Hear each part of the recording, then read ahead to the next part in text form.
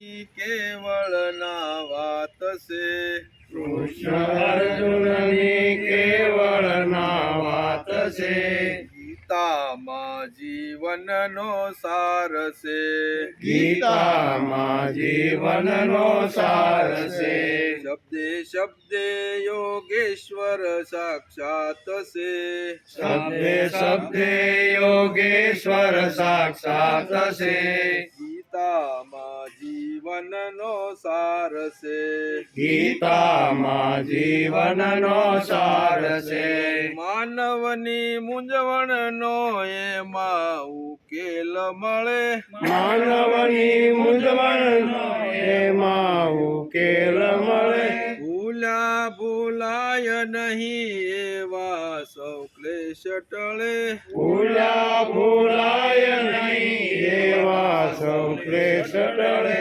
કૃપા ઈશ્વરની પર અપાર છે, કૃપા ઈશ્વરની અંબર અપાર છે, ગીતામાં જીવનનો સાર છે, ગીતામાં જીવનનો સાર છે, સુખ દુઃખ તો જીવનમાં તડકો ને સાયો, સુખ દુઃખ તો જીવનમાં તડકો ને સાયો, ઈશ્વર સદાય સંગ જેમ પડસાયો, ઈશ્વર સદાય જેમ પડસાયો, આવા આશ્વાસન એક નહીં હજાર છે, આવા આશ્વાસન એક નહીં હજાર છે, ગીતામાં જીવનનો સાર છે, ગીતામાં જીવનનો સાર છે, જીવનનો સાર ભવનો ઉદ્ધાર છે, જીવનનો સાર ભવનો ઉદ્ધાર છે, શ્રદ્ધા વિશ્વાસ વધે એવો આધાર છે, શ્રદ્ધા વિશ્વાસ વધે એવો આધાર છે, ભક્ત વત્સલ ભગવાનનો વિચાર છે, ભક્ત વત્સલ ભગવાનનો વિચાર છે, ગીતામાં જીવનનો સાર છે, ગીતામાં જીવનનો સાર છે, યાદ કરો ઉઠતા ને જમતા વિસરાય નહીં, યાદ કરો જમતા ને વિસરાય નહીં, પ્રાર્થના વગર તો કદીએ પોડાય નહીં, પ્રાર્થના વગર તો કદીએ પોઢાય નહીં,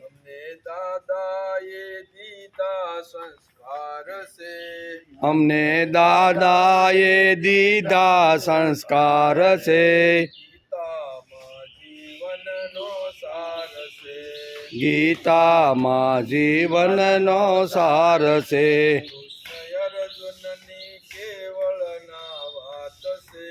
કૃષ્ણ અર્જુનની કેવળ ના વાત છે, ગીતામાં જીવનનો સાર છે,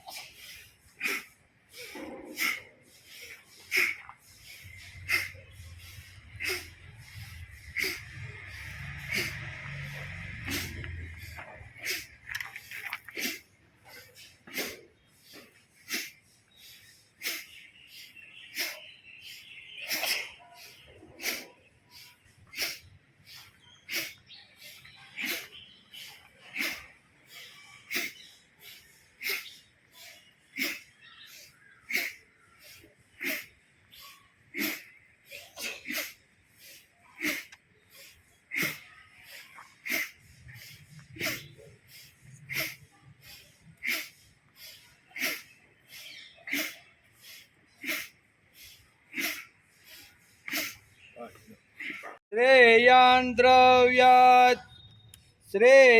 द्रव्यमया दद्य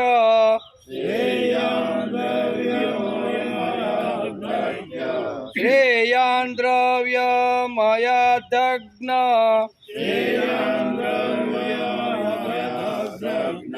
ज्ञानयज्ञ परन्तप ज्ञानयज्ञ परन्तप श्रेयान् द्रव्यमया दग्न ज्ञानयज्ञ परन्तप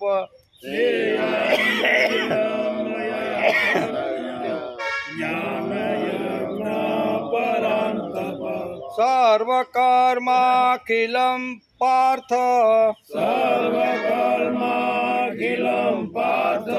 सर्वकर्माखिलं पार्थ ज्ञाने परिसमाप्यते ज्ञाने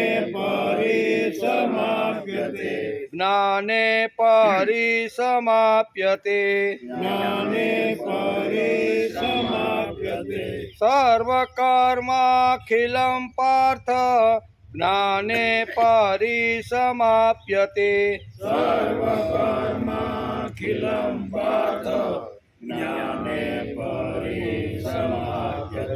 श्रेयान् द्रव्यमया दग्ध ज्ञानयज्ञ परन्तप सर्वकर्माखिलं पार्थ ज्ञाने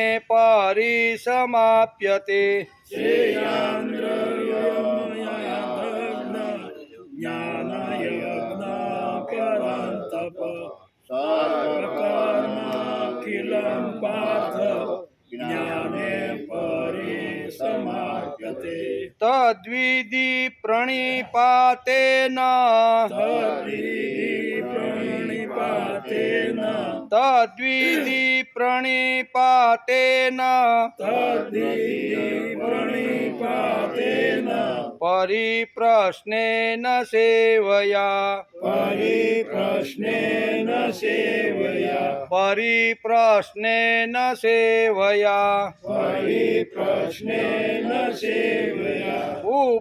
तद्विधि प्रणिपातेन परिप्रश्नेन सेवया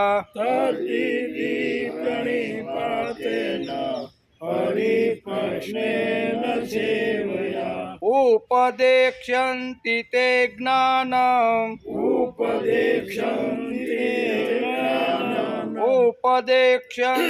ते ज्ञानम् ज्ञानिनस्तत्त्वदर्शिनः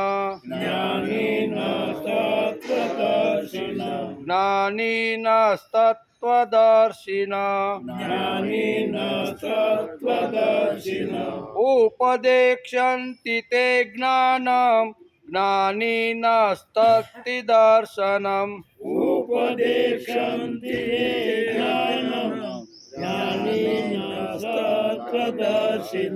तद्विधि प्रणिपातेन परिप्रश्नेन सेवया उपदेक्ष्यन्ति ते ज्ञानम् ज्ञानिनस्तत्त्वदर्शिनः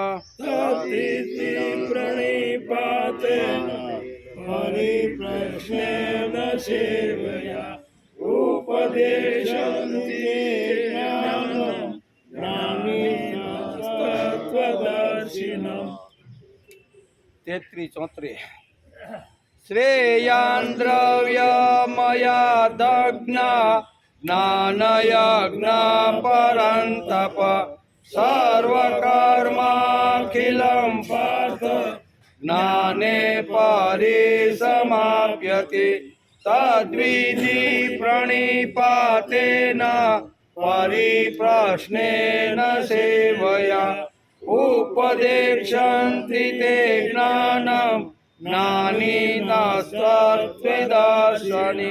ज्ञानिनस्तत्त्वदर्शिनः हरि ओम् देवसुतं देवं कंसचाणूरमर्दनं देवकी परमानन्दं कृष्णं वन्दे जगद्गुरु गुरुर्ब्रह्मा गुरुर्विष्णु गुरुर्देवो महेश्वर गुरुर्साक्षात् परब्रह्म तस्मै श्रीगुरुवे नमः। नारायणं नमस्कृत्य नरं चैव नरोत्तमं देवीं सरस्वती व्यासं ततो जयमुदीरयेत् ततो जयमुदीरयेत्।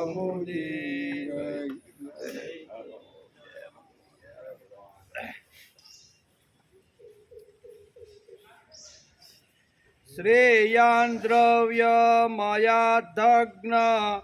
ज्ञानयज्ञ परन्तप सर्वकर्माखिलं पार्थ ज्ञाने परिसमाप्यते। परंतप पार्थ भगवान ने अर्जुने बे नामथी અહીં પોકાર્યો છે। આ શ્લોકમાં ભગવાને અર્જુનના બે નામ લીધા છે, એટલે એક છે પરંતપ અને બીજો છે પાર્થ। પછી દ્રવ્યમયાત એટલે દ્રવ્યમય યજ્ઞ, યજ્ઞાત એટલે યજ્ઞની અપેક્ષાએ, જ્ઞાન યજ્ઞ, જ્ઞાન યજ્ઞ શ્રેષ્ઠ છે।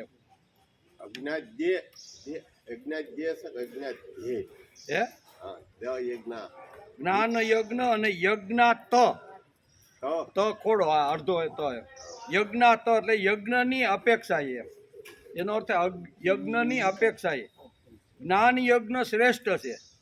શ્રેયાન આ શબ્દ છે, શ્રેયન એટલે શ્રેષ્ઠ છે। સર્વમ એટલે સઘળા, કર્મ એટલે કર્મો અને અખિલમ એટલે પદાર્થો, જ્ઞાને એટલે જ્ઞાન તત્વમાં, પરિસમાપ્યતે એટલે સમાપ્ત એટલે કે લીન થઈ જાય છે। જ્ઞાન કરતા યજ્ઞ કરતા જ્ઞાન શ્રેષ્ઠ છે એમ ભગવાનનું કહેવાનું। હે પરંતપ, હે અર્જુન, દ્રવ્યમય યજ્ઞની અપેક્ષાએ જ્ઞાન યજ્ઞ શ્રેષ્ઠ છે। સઘળા કર્મો અને પદાર્થો જ્ઞાન તત્વમાં સમાપ્ત થઈ જાય છે। યજ્ઞ કરતા જ્ઞાનને શ્રેષ્ઠ ઉત્તરોત્તર વાત કરે છે, બરોબર ને? નબળું છે એમ કહેતા યજ્ઞ નબળો છે એમ નહીં, પણ ઉત્તરોત્તર એક કરતાં બીજો સળિયાતો, બીજા કરતાં ત્રીજો સળિયાતો, એમ ભગવાન આ શ્લોકમાં આજે આપણે કહેવાના છે। શ્રીમદ ભગવદ્ ગીતા ચિંતન શરૂ થયું એનો આજે 242મો દિવસ। બુધવારે આપણે ચોથા અધ્યાયના 32મા શ્લોકને આપણે નમસ્કાર કર્યા। એમ કે ભગવાને યજ્ઞાષ્ટકમનો ઉપસંહારકનો વિચાર કર્યો, એ આપણે બુધવારે જોયું। બધા યજ્ઞનું વર્ણન 24 થી 31 શ્લોકમાં કર્યો, તેનો વિચાર આપણે બુધવારે કર્યો। એમ કે યાંતિ બ્રહ્મ સનાતનમ એટલે વેદોમાં કેવળ સ્વર્ગ પ્રાપ્તિના સાધન રૂપી સકામ અનુષ્ઠાનોનું જ વર્ણન છે એવી વાત નથી। યજ્ઞમાં શું કહેવાય, વેદોની અંદર બંને પ્રકારના સકામ યજ્ઞ અને નિષ્કામ યજ્ઞ બંને પ્રકારના યજ્ઞોની વાત વેદોની અંદર વર્ણન છે, એનો પણ આપણે વિચાર કર્યો। વેદોમાં પરમાત્મા પ્રાપ્તિના સાધનરૂપી શ્રવણ, મનન, ચિંતન, કીર્તન અને નિધિધ્યાસન, પ્રાણાયામ, સમાધિ વગેરે અનુષ્ઠાનનું પણ વર્ણન થયું છે, એનો પણ વિચાર કર્યો। તે આપણે ચોથા અધ્યાયના 32મા શ્લોકમાં સમજવાનો પ્રયત્ન બુધવારે કર્યો, બરોબર? બુધવારે આપણે આ કર્યો। આપણે એક મહાન ગ્રંથની વિચારધારા સમજવાની કોશિશ કરી છે। કેવો મહાન ગ્રંથ છે, લગભગ કોઈ એનો અભ્યાસ બહુ ઓછા લોકો કરે છે। ભાગવત વાંચે, રામાયણ વાંચે, એવું બધું કરે, પણ શ્રીમદ ભગવદ્ ગીતાનો અભ્યાસ ખૂબ જ જૂજ પ્રમાણમાં લોકો કરતા હશે। આપણે પણ એક મહાન ગ્રંથની વિચારધારા સમજવાની કોશિશ કરીએ છીએ। આ શ્રીમદ ભગવદ્ ગીતાના ગ્રંથ વિશે કોઈ શંકા નથી. ભગવાને જે કાંઈ તત્વજ્ઞાન, જે તત્વ સત્વ અથવા જે સિદ્ધાંતો ભગવાને કીધા એમાં આપણને કોઈ પ્રકારની શંકા નથી. કારણ કે ભગવાને કીધું કર્યા વગર કાંઈ મળવાનું નથી. આ ભગવાને કીધેલો સિદ્ધાંત છે. હવે એ તમે ભવિષ્યકાળ હોય, ભૂતકાળ હોય કે વર્તમાન કાળ હોય, એમાં કર્યા વગર કાંઈ મળે? પછી ભક્તિ કરવાની હોય, ભોગ ભોગવવાનો હોય, ભોગ મેળવવાના હોય તો પણ કર્યા વગર કાંઈ મળતું. ખાલી પણોઠી વાળીને બેસી રહી તો કાંઈ મળે નહીં. એટલે ભગવાને જે કાંઈ કીધેલા જે સિદ્ધાંતો છે એ સિદ્ધાંતોમાં આપણને કોઈ પ્રકારની શંકા નથી. એમ કે વૈશ્વિક કાર્યને માટે ઈશ્વર શક્તિએ આ ગ્રંથનું ગાન સ્વમુખે કર્યું છે. કેવું? ભગવાને પોતે જ પોતાના સ્વમુખે આ ઈશ્વર શક્તિએ આ ગ્રંથનું જ્ઞાન કર્યું છે. તેથી જ એને શ્રેષ્ઠ ગણવામાં આવે છે. આ ગ્રંથનું ગાન ભગવાન પોતે સ્વમુખે કર્યું છે. તત્વજ્ઞાનની જેવી ઉચ્ચ વિચારણા ગીતામાં આપણને જોવા મળે છે. તત્વજ્ઞાનથી માંડીને જ્ઞાન હોય, કર્મ હોય, ભક્તિ હોય, આ ત્રણની ટોચ શ્રીમદ ભગવદ્ ગીતાની અંદર ભગવાને પોતાના સ્વમુખે ગાય છે એ આપને જોવા મળે છે. પૂર્ણતાની ટોચ સુધી લઈ જનાર આ ગીતા ગ્રંથ છે. આવા ઉત્કૃષ્ટ મહાગ્રંથનું કથન કરવું તે આપણી બુદ્ધિ બહારની વાત છે. પણ આપણે અભ્યાસ કરવા ને ખોળવી, સંશોધન કરવું, તત્વ સત્વ અંદરથી સમજવું એ આપણી બુદ્ધિ બહારની વાત છે. પણ આપણે નક્કી કર્યું કે આપણે કોઈ પણ હિસાબે આપણી કાલી ભાષાની અંદર પણ શ્રીમદ ભગવદ્ ગીતાનો અભ્યાસ આપણે કરવાનો છે. તેથી આપણે બધા અભ્યાસુ વૃત્તિથી બોલવા અને સાંભળવાવાળા રોજ આપણે સોમથી શુક્ર 9 થી 11 મળીએ છીએ. એમ કે શ્રી કૃષ્ણ ભગવાને પોતાના પ્રિય પાર્થને જે કંઈ કહ્યું તે આપણે કેવી રીતે સમજી શકીએ? ભાઈ, કહેવાવાળા ભગવાન અને સાંભળવાવાળો અર્જુન, બરોબર? એ અર્જુન બંનેની ટોચની સ્થિતિ છે. તો એણે બે જે સંવાદ કર્યો અથવા એણે બે જે વાર્તાલાપ કર્યો એ આપણા જેવા સામાન્ય માણસ ક્યાંથી સમજી શકે? પણ આપણે પ્રામાણિક પ્રયત્ન કરીને અભ્યાસ કરીએ છીએ. આપણે કોઈ ઉપદેશ આપવા માટે કે ગીતા સાંભળ્યા પછી સુધરી જાય તો એક વાત જુદી છે, પણ એટલા માટે આ ગીતા ગ્રંથનું આપણે વાંચન કરતા નથી. શ્રીમદ ભગવદ્ ગીતા અવલૌકિક ગ્રંથ છે. શ્રી કૃષ્ણ ભગવાને પોતાના પ્રિય પાર્થને જે કંઈ કહ્યું તે આપણે કેવી રીતે સમજી શકીશું? છતાં આ ગ્રંથને એક ઉપાસક તરીકે, અભ્યાસ તરીકે આપણી વાણીની પવિત્રતા થાય, સાંભળનારના કાન પવિત્ર થાય એટલા માટે આપણે પ્રામાણિક પ્રયત્ન કરીએ છીએ. એટલે આ હેતુથી આપણે બેસી છીએ, બરાબર ને? એટલે આપણી વાણીથી આપણે ગીતાનું ગુંજન કરતા રોજ સવારે આપણે 9 થી 11 બેસી છીએ. વાણીનું પુષ્પ અને શ્રવણનું પુષ્પ. વાણી એટલે બોલે છે તે, અને શ્રવણનું પુષ્પ એટલે સાંભળે છે તે. વાણીનું પુષ્પ અને શ્રવણનું પુષ્પ બંને પુષ્પો ભાવપૂર્ણ હૈયે આ મહાન ગીતા ગ્રંથ ઉપર રોજ નમસ્કાર કરીને વાણીથી ચડાવવાનો આપણે પ્રયત્ન કરીએ છીએ. આવા મહાન ગ્રંથનું રોજ આપણે પૂજન કરતા રહેલા છીએ, વાણીથી અને સાંભળવાથી. આ પણ એક ગીતા માતાનું પૂજન છે. તેથી આપણે પ્રામાણિક પ્રયત્ન કરીને શ્રીમદ ભગવદ્ ગીતાની અંદર ભગવાને ટોચના જે સિદ્ધાંતો કહ્યા ને સંસ્કૃતમાં, એ આપણે કાલી ભાષાની અંદર સમજવાનો પ્રયત્ન કરી છીએ.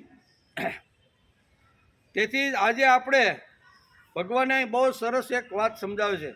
કેટલામાં શ્લોકમાં? 33માં ભગવાન અહીંયા બે વાતો સમજાવે છે કે અહીં કીધું ને કે શ્રેયાન દ્રવ્ય મયા ધગ્ન, એટલે કે શ્રેય એટલે કલ્યાણ. આપણે કહીએ ને શ્રેય એટલે કલ્યાણ. જેમણે પોતાનું કલ્યાણ કરવાનું છે એણે ઉત્તરોત્તર સીડી પહેલાં સમજી લેવી જોઈએ. દ્રવ્ય યજ્ઞ કરતાં જ્ઞાન યજ્ઞ શ્રેષ્ઠ છે એવું ભગવાન ઉત્તરોત્તર સીડીની અંદર આજે આ શ્લોકની અંદર સમજાવવાના છે. બંને શ્રેષ્ઠ છે, બરાબર, પણ એક કરતાં બેયને જો સામે રાખવામાં આવે તો બંનેમાં વધારે શ્રેષ્ઠ કયું છે? તો કે જ્ઞાન યજ્ઞ. એ દ્રવ્ય યજ્ઞ કરતાં જ્ઞાન યજ્ઞ શ્રેષ્ઠ છે. એટલે શ્રેયાન દ્રવ્ય એટલે શ્રેયન એટલે કલ્યાણકારક દ્રવ્ય યજ્ઞ છે, પણ એના કરતાં જો બાજુમાં જ્ઞાન યજ્ઞ હોય તો દ્રવ્ય યજ્ઞ કરતાં જ્ઞાન યજ્ઞ શ્રેષ્ઠ છે, એવું ભગવાનને આ શ્લોકની અંદર કહેવાનું છે. શ્રેયાન દ્રવ્યમયાત યજ્ઞાત જ્ઞાન યજ્ઞ પરંતપ સર્વકર્માણિખિલં પાર્થ જ્ઞાન પરિસમાપ્યતે. હે પરંતપ અર્જુન, દ્રવ્યમય યજ્ઞની અપેક્ષાએ જ્ઞાન યજ્ઞ શ્રેષ્ઠ છે. દ્રવ્યમય યજ્ઞની દ્રષ્ટિથી જ્ઞાન યજ્ઞ શ્રેષ્ઠ છે. સઘળા કર્મો અને પદાર્થો જ્ઞાન તત્વમાં સમાપ્ત થઈ જાય છે, સમાઈ જાય. કેવા? જ્ઞાનની અંદર દ્રવ્ય યજ્ઞ પણ આવી જાય છે. જેમ આપણે ઘણીવાર કહીએ કે 500ની નોટમાં 200ની નોટ આવી જાય, 100ની આવી જાય, 50ની આવે, 20ની આવે, 10ની આવે કે નહીં? 500ની નોટ કોઈને બતાવી એટલે એમાં બધા જ પ્રકારની નોટો છે. એમાં ભગવાન કહે છે કે જ્ઞાન યજ્ઞની અંદર દ્રવ્ય યજ્ઞ કરનાર જે છે ને એ જ્ઞાન યજ્ઞની અંદર સમાઈ જાય છે. એટલે જ્ઞાન બે વસ્તુ સામે આવે તો શ્રેષ્ઠ કઈ છે એમ ભગવાન અહીંયા જ્ઞાન યજ્ઞનું વર્ણન આ શ્લોકમાં કરે છે. યજ્ઞનું વર્ણન સાંભળીને અર્જુનને એવી જિજ્ઞાસા થાય છે કે ભગવાનને પૂછી નાખે છે કે ભગવાન કયો યજ્ઞ શ્રેષ્ઠ છે. આ શ્લોક કારણ કે ભગવાને આખા 8 શ્લોકની અંદર યજ્ઞાષ્ટકમ અર્જુનને સમજાવ્યું કે આટલી પ્રકારના હે અર્જુન, દ્રવ્ય યજ્ઞ, તપો યજ્ઞ, યોગ યજ્ઞ, તાપરે, આમ કરીને ભગવાને 12 પ્રકારના યજ્ઞો સમજાવ્યા. ત્યારે અર્જુનના મનમાં એક શંકા ઊભી થાય છે કે ભગવાન તમે 8 શ્લોકની અંદર યજ્ઞનું મહત્વ સમજાવ્યું, પણ આ 12 યજ્ઞ તમે મને જે કીધા એમાં કયો યજ્ઞ શ્રેષ્ઠ? બધા શ્રેષ્ઠ જ છે, પણ એમાં વધારે શ્રેષ્ઠ કયો યજ્ઞ છે? એ અર્જુને ભગવાનને પૂછી નાખ્યું. ભગવાનને પૂછ્યું. ભગવાન અંતર્યામી છે. ભગવાન જાણી ગયા કે અર્જુનના મનમાં કંઈક ગડબડ ને કંઈક પ્રશ્નો ને શંકાઓ ઊભી થાય છે. તેથી ભગવાને 33મા શ્લોકમાં કહેવાની શરૂઆત કહી જાય કે હે અર્જુન, અહીંયા દ્રવ્ય યજ્ઞ, શ્રેયાન એટલે કલ્યાણ, તારે જો તારું કલ્યાણ કરવાનું હોય તો શ્રેયાન દ્રવ્ય યજ્ઞાસ્ત જ્ઞાન યજ્ઞાસ્ત પરંતપ. હે પરંતપ, જ્ઞાન યજ્ઞ દ્રવ્ય યજ્ઞ કરતા શ્રેષ્ઠ છે એમ ભગવાને અહીં કીધું. કારણ કે પ્રશ્ન જે હતો 12 પ્રકારના યજ્ઞમાં ભગવાન હું તો અટવાઈ ગયો છું, તમે બધા જ યજ્ઞનું સરસ રીતે વર્ણન કર્યું, પણ એમાં શ્રેષ્ઠ યજ્ઞ કયો છે? એટલે ભગવાને કીધું જ્ઞાન યજ્ઞ શ્રેષ્ઠ છે. ન્યાયથી શ્લોકની શરૂઆત થઈ. તેથી યજ્ઞનું વર્ણન સાંભળીને અર્જુનને એવી જિજ્ઞાસા થાય છે કે ભગવાનને પૂછી નાખે છે કે ભગવાન કયો યજ્ઞ શ્રેષ્ઠ છે. ભગવાન એનું સમાધાન કરવા માટે અહીંયા 33મા શ્લોકની અંદર એટલે સત્કર્મ, આપણા મગજમાં એક આ વસ્તુ પાકી થઈ જવી. યજ્ઞ સંસ્કૃત શબ્દ છે, એનું ગુજરાતી થાય છે સત્કર્મ. સત્કર્મ ઘણા પ્રકારના હોય, ઘણી રીતે કરી શકાય. સારા કામ સમાજની અંદર કરવાના હોય અને સારા કર્મો કરીને આપણે જો આપણું કલ્યાણ કરવાનું હોય તો ભગવાને ઘણા બધા રસ્તાઓ બતાવી શક્યા. ખાલી એક જ રસ્તાથી માણસનું કલ્યાણ થાય એવું ભગવાન કહેતા નથી. ભગવાન કે જુદા જુદા ઘણા પ્રકારના રસ્તાઓ છે. કોઈ જ્ઞાનથી મારી પાસે આવે, કોઈ કર્મથી આવે, કોઈ ભક્તિથી આવે, કોઈ નિષ્કામ કર્મયોગ કરીને આવે છે, કોઈ લોકસંગ્રહાર્થ આવી રીતનો પ્રયત્ન કરીને મારી પાસે આવે છે. એટલે ભગવાને અનેક પ્રકારના આવી રીતના પોતાની પાસે આવવા માટેના રસ્તા બતાવ્યા. પણ અર્જુનના મનમાં શંકા ઊભી થઈ, ભગવાન આ બધા રસ્તા બરોબર છે, પણ એમાં શ્રેષ્ઠ રસ્તો કયો કે જે કર્મ કરીને ઝડપથી હું તમારી પાસે આવી શકું? એટલે ભગવાને અહીંયા 33મા શ્લોકની અંદર અહીંયા શ્રેયાન દ્રવ્યમયાદગ્ન જ્ઞાન યજ્ઞ પરંતપ. પરંતપ એટલે અર્જુનનું એક નામ છે કે હે પરંતપ, દ્રવ્ય યજ્ઞ કરતાં જ્ઞાન યજ્ઞ શ્રેષ્ઠ છે. પછી આગળ કહે છે યજ્ઞ એટલે સત્કર્મ. ગીતાના કાળ પહેલાં યજ્ઞની કલ્પના કંઈક મર્યાદિત હશે અથવા રૂઢિચુસ્ત હશે. ભગવાનના કાળમાં પણ કોઈ લોકો એ કાળમાં જે યજ્ઞ કરતા છે એ કદાચ રૂઢિચુસ્તથી અથવા પરંપરાથી ઘણી બધી વાતો આવી છે તો એ રીતે કરતા હશે. આવી સમજણ યજ્ઞ માટે એ કાળમાં હશે, તેવી સમજણ તે કાળમાં પણ હશે. યજ્ઞ શબ્દ ઉચ્ચારતા લોકોની આંખની સામે વેદી, અગ્નિ, ઘી, છાણ, અલગ અલગ લાકડા સમધિ, તલ, ઘી આ બધું યજ્ઞનું નામ આપણી સામે આવે એટલે આપણા મગજમાં પેલી એક જ આ વાત થાય કે યજ્ઞમાં આટલી વાત અને આટલો મોટો કર્મકાંડ હોવો જોઈએ. પણ ભગવાને આખું યજ્ઞનું રૂપ એ તો ભગવાન કે છે જ. આ બધું જે કર્મકાંડાત્મક યજ્ઞ જે સમાજમાં થાય છે એ તો બધા થાય જ છે અને કરવા પણ જોઈએ. પણ એ સિવાયના કેટલા બધા યજ્ઞો છે એનું છણાવટ ભગવાને અહીંયા કરી છે. ભગવાન શ્રી કૃષ્ણ ગોકુળથી મથુરા ગયા પછી બગડી ગયા છે. તેથી મહાભારત ઘણા લોકો વાંચતા નથી.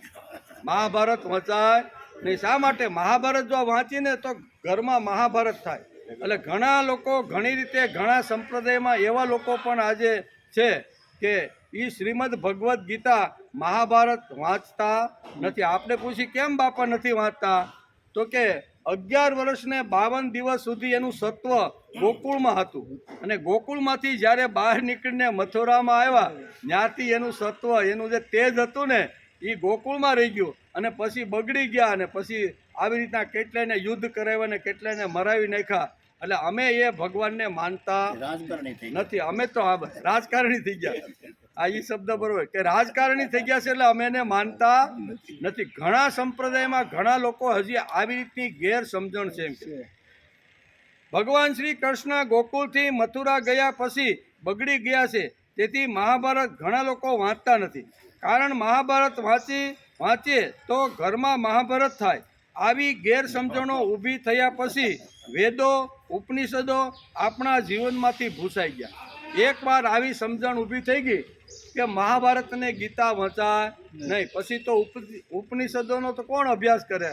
ગીતા અને મહાભારત જેવા સામાન્ય આપણે સમજી શકીએ એવી ભાષામાં વ્યાસે લખેલા છે એ જો આપણે ન સમજી શકીએ તો વેદો અને ઉપનિષદોના જે સત્ય સિદ્ધાંતો છે એ આપણા ભેજામાં કેવી રીતે બેસે? એટલે કે ધીમે ધીમે આ બધું લુપ્ત થયાનું કારણ કે સમાજમાં એક ખોટી હવા ઊભી થઈ ગઈ છે કે મહાભારત વાંચી તો આપણા ઘરમાં મહાભારત થાય. એવું નથી. મહાભારત જો વાંચીને તો ઘરમાં કદાચ મહાભારત થતું હોય ને તો એ સમાપ્ત થઈ જાય અને માણસ યોગ્ય રસ્તે ચાલવા લાગે.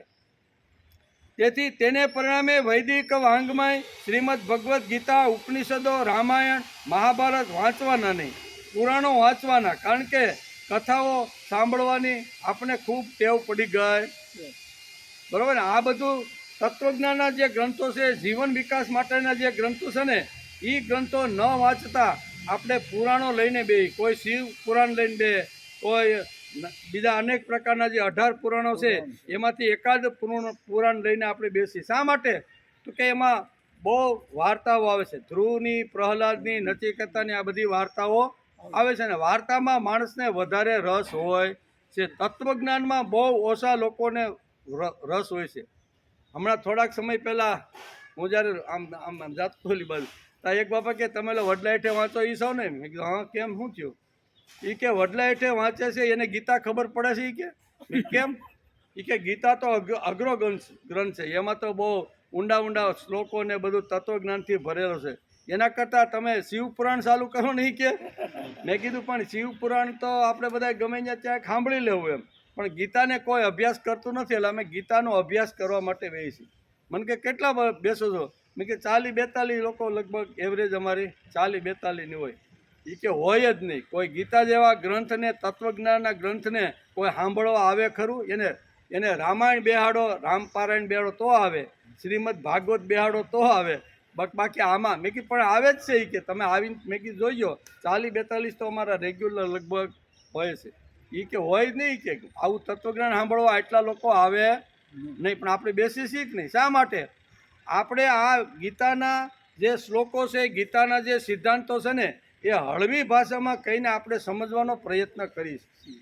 શ્લોકો તો અઘરા છે, તત્વજ્ઞાન તો અઘરું છે. મહાપુરુષો જગતમાં જે આવ્યા ગીતામાં બહુ ડૂબકીઓ મારી પણ એ હજી સુધી એનું તળિયું માપી શક્યા નથી. પણ આપણે પણ આવી રીતનો પ્રામાણિક પ્રયત્ન કરી અને ગીતાને સાંભળવાનો પ્રયત્ન કરી છે. અતિશય આકર્ષક, સત્કર્માત્મક અને વ્યાપક અર્થ કહીને જુદા જુદા યજ્ઞનું વર્ણન 3જા અને 4થા અધ્યાયમાં ભગવાને કરી દીધું. બંને અધ્યાયમાં 8 શ્લોકનું યજ્ઞ માટેનું વર્ણન કરી અને આ બધી વાતો આપણે સમજાવી.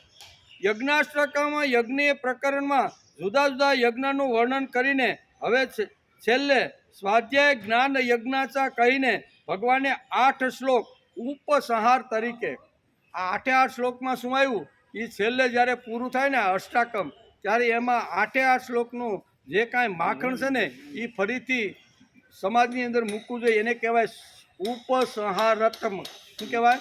ઉપસંહારાત્મક. હે પરંતપ એટલે શ્રેષ્ઠ તપસ્વી અર્જુન. એટલે અહીંયા પરંતપ એટલે તપસ્વી એનું ગુજરાતી થાય છે. અર્જુનને ભગવાનને તપસ્વી કહીને હાંક મારી છે.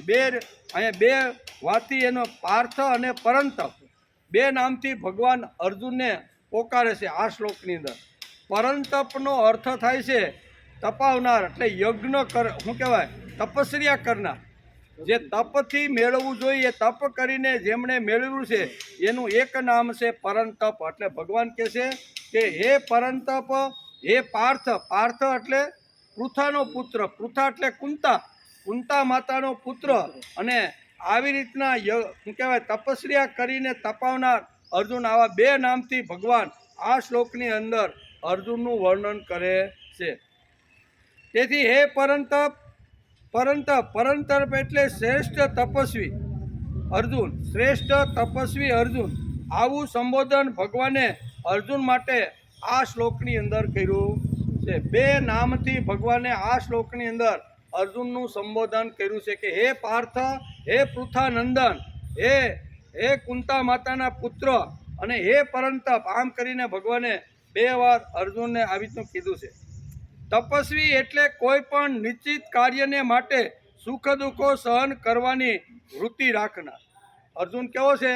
અર્જુન માટે પરંતપ એટલા માટે વાપરો છે કે એને જ્યારે 13 વર્ષનો જ્યારે વનવાસ મળ્યો, 12 વર્ષ વનવાસ અને 13મું વર્ષ અજ્ઞાત, એમાં જો પકડાઈ જાય તો ફરીથી હસ્તિનાથ તરફથી એને પાછું 12 વર્ષ વનમાં જવું પડે. એટલે દુર્યોધને છેલ્લા વર્ષે તો ખૂબ એટલા બધાને મોકલા, એટલા બધા પૈસા ખર્ચે કે કોઈ પણ વિશે પાંડવો ગમે ત્યાં પાતાળમાં હોય ને તો પણ એને શોધી કાઢી અને તમે એનો અજ્ઞાતવાસ ભંગ કરો. એના માટે લાખો ને કરોડો રૂપિયા વાપરા છે. એવું મહાભારત આપણે વાંચતા હતા ત્યારે દુર્યોધને આટલા પૈસા હસ્તિનાપુરમાંથી એની તિજોરીમાંથી પાંડવો આવી રીતના 1 વર્ષની અંદર જો સત્તા થઈ જાય ને એના માટે લાખો રૂપિયા એને વાપરા. અનેક લોકોને નવી નોકરીઓ આપીને જંગલોમાં અને પાતાળ જ્યાં સુધી પહોંચાય ને ત્યાં સુધી દુર્યોધને પ્રયત્ન કર્યો છે. પણ અહીંયા બહુ સરસ રીતે અહીં કે વેદવ્યાસ લખે છે કે અજ્ઞાતવાસ એવી રીતનો એણે ગાળ્યો ને કે દુનિયાનો કોઈ માણસ આ પાંડવો છે એવી રીતના વર્તી શકે નહીં. એટલે વારાફરતી આ નગરીની અંદર પ્રવેશ કરે છે. વિરાટ નગરીમાં જાય અને ધીમે ધીમે બધા નોકરીએ રહેશે. હવે પરંતપ શબ્દ શા માટે છે એ સમજવા માટે. પરંતપ એટલે તપાવનાર, બરોબર, જે કોઈનું સહન કરે નહીં આવો. અને એવા સમયે 1 વર્ષ સુધી સ્ત્રીના કપડાં પહેરી, મોટી જટા વધારી અને ઘૂઘરા પગે બાંધી અને ઉતરાને આવી રીતનું સંગીત શીખવાડું, આવા કોઈ ક્ષત્રિય માણસને શોભે ખરું? કોઈ પણ બહાર આવ્યા વગર રહે જ નહીં એમ. એની જે શક્તિ છે ને, પણ અહીંયા એને ખબર હતી કે મારે કોઈ પણ હિસાબે 1 વર્ષ તો ગમે તે થાય ને કઠણ થઈને મારે જે કરવું પડે ને બધું હું સહન કર્યું કે નહીં સહન? 1 વર્ષ સુધી પગે ઘૂઘરા બાંધવા, ઉત્તરાને આવી રીતનું સંગીત શીખવાડવું અને આવી રીતનું સ્ત્રી બનીને 1 વર્ષ સુધી કોઈ આવી રીતનો ક્ષત્રિયનો બચ્ચો અને જે ગાંડી હાથમાં લે ને તો આખી ધરતી ધ્રુજવા માંડે એવી જેની તાકાત છે, આ શક્તિને બાંધી રાખવી અને પકડી રાખવી 1 વર્ષ માટે એ અશક્ય છે. તેથી ભગવાન એના માટે પરંતપ શબ્દ વાપરે છે કે આવી પરિસ્થિતિમાં પણ અર્જુને પોતાનું જે ઓરિજિનલ સ્વરૂપ હતું ને એ એણે પ્રગટ કર્યું નથી. નહીં તો ખબર પડી જાય અને ફરીથી 12 વર્ષ આવી રીતના થાય. તેથી ભગવાન અહીં પરંતપ શબ્દ અર્જુન માટે વાપરે. હવે સામાન્ય વસ્તુ છે ઘૂઘરા બાંધવા પૈગે બહુ અઘરું છે. આપણે નાટક કરતા હોય ને ત્યારે 1 કલાક જો પાત્ર સ્ત્રીનું લેવાનું હોય ને તોય હાલ થાય કે આ બધા બાપા ઘરના મારી ઘરવાળી બધા બેઠા છે તો શું થાય કે ન થાય? થાય જ એમ. તો આ 1 વર્ષ સુધી આવી રીતના ઘૂઘરા બાંધવાના અને આખી દુનિયા કે ભાઈ આ તો કેવો છે વેંઢળ થઈ ઘૂઘરા બાંધીને આવી રીતનો. હવે આ પરિસ્થિતિમાં જીવન જીવવું એ ખૂબ જ અઘરું છે. પણ ભગવાન તેથી અહીં કહે છે કે તું આવી રીતનો છો, તે આવી રીતનું ઘણું કામ કર્યું છે કે તેથી ભગવાન અહીં પરંતપ શબ્દ વાપર્યો છે. અને પૃથાનો પુત્ર છો. કેવો?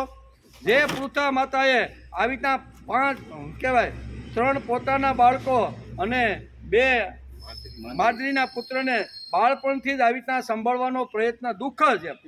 યુવાનીમાં પતિ વયા ગયા પછી 5 બાળકોને દેખભાળ રાખવી, સંભાળ કરવી અને ગયેલું રાજ્ય પાછું ધીમે ધીમે કેવી, આ બધા માટે પૃથા માતાએ જે સહન કર્યું છે ને એ દુનિયામાં કોઈ સ્ત્રી આટલું સહન કરી શકે નહીં. પણ કર્યું છે એટલા કહે છે સહન કરનાર. પૃથા એટલે સહન કરનાર, પૃથાનો પુત્ર. અને પરંતપ એટલે તપાવનાર. તું જગતને તપાવનાર એવો છો, પણ 1 વર્ષ સુધી તારી શક્તિને તે બાંધી અને સંયમિત કરી અને જીવવાનો પ્રયત્ન કર્યો છે. તેથી ભગવાન એના માટે અહીંયા પરંતપ શબ્દ વાપરે. માટે સુખ દુઃખો સહન કરવા. શું કર્યું એને ભાઈ?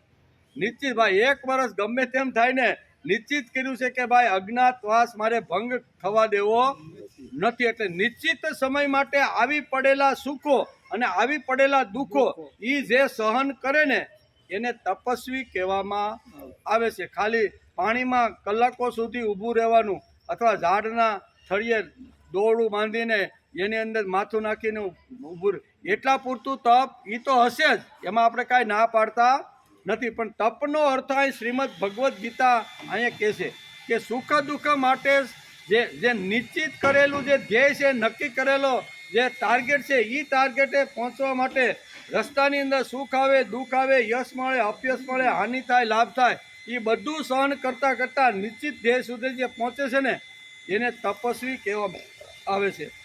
તેથી શ્રેયાન દ્રવ્યાત યજ્ઞાત, આ શબ્દ યજ્ઞાત ત ખોડો છે, અહીં સંધિ છૂટી પાડીએ ને યજ્ઞાત એટલે ત ખોડો છે એમ છે. એટલે કે શ્રેયાન દ્રવ્યા યજ્ઞાત કહીને આ શ્લોકમાં પોતાનો મત ભગવાને રજૂ કરી દીધો. ભગવાને પોતાનો મત રજૂ કર્યો.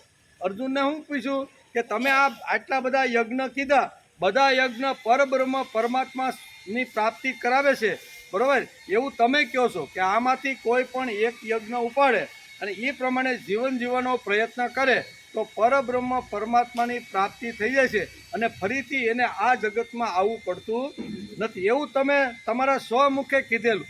અને ત્યારે અર્જુનના મનમાં એક પ્રશ્ન ઊભો થાય છે, એનો જવાબ અહીં 33મા શ્લોકમાં ભગવાન આપે છે. ભગવાન કે ભાઈ તું એમ કહેશો કે આમાં શ્રેષ્ઠ યજ્ઞ કયો? તો કે દ્રવ્ય યજ્ઞ કરતાં કલ્યાણકારી બીજો યજ્ઞ હોય તો એ જ્ઞાન યજ્ઞ છે એમ કે. તેથી શ્રેયાન દ્રવ્ય યજ્ઞાત યા કહીને આ શ્લોકમાં ભગવાને પોતાનો મત આ શ્લોકમાં રજૂ કર્યો છે. દ્રવ્યમય યજ્ઞમાં દ્રવ્ય શબ્દથી કેવળ વિત જ નથી સમજવાનું. અહીં દ્રવ્ય એટલે જેમાં વિષય ઓબ્જેક્ટ આવે તે બધું દ્રવ્ય, બરાબર?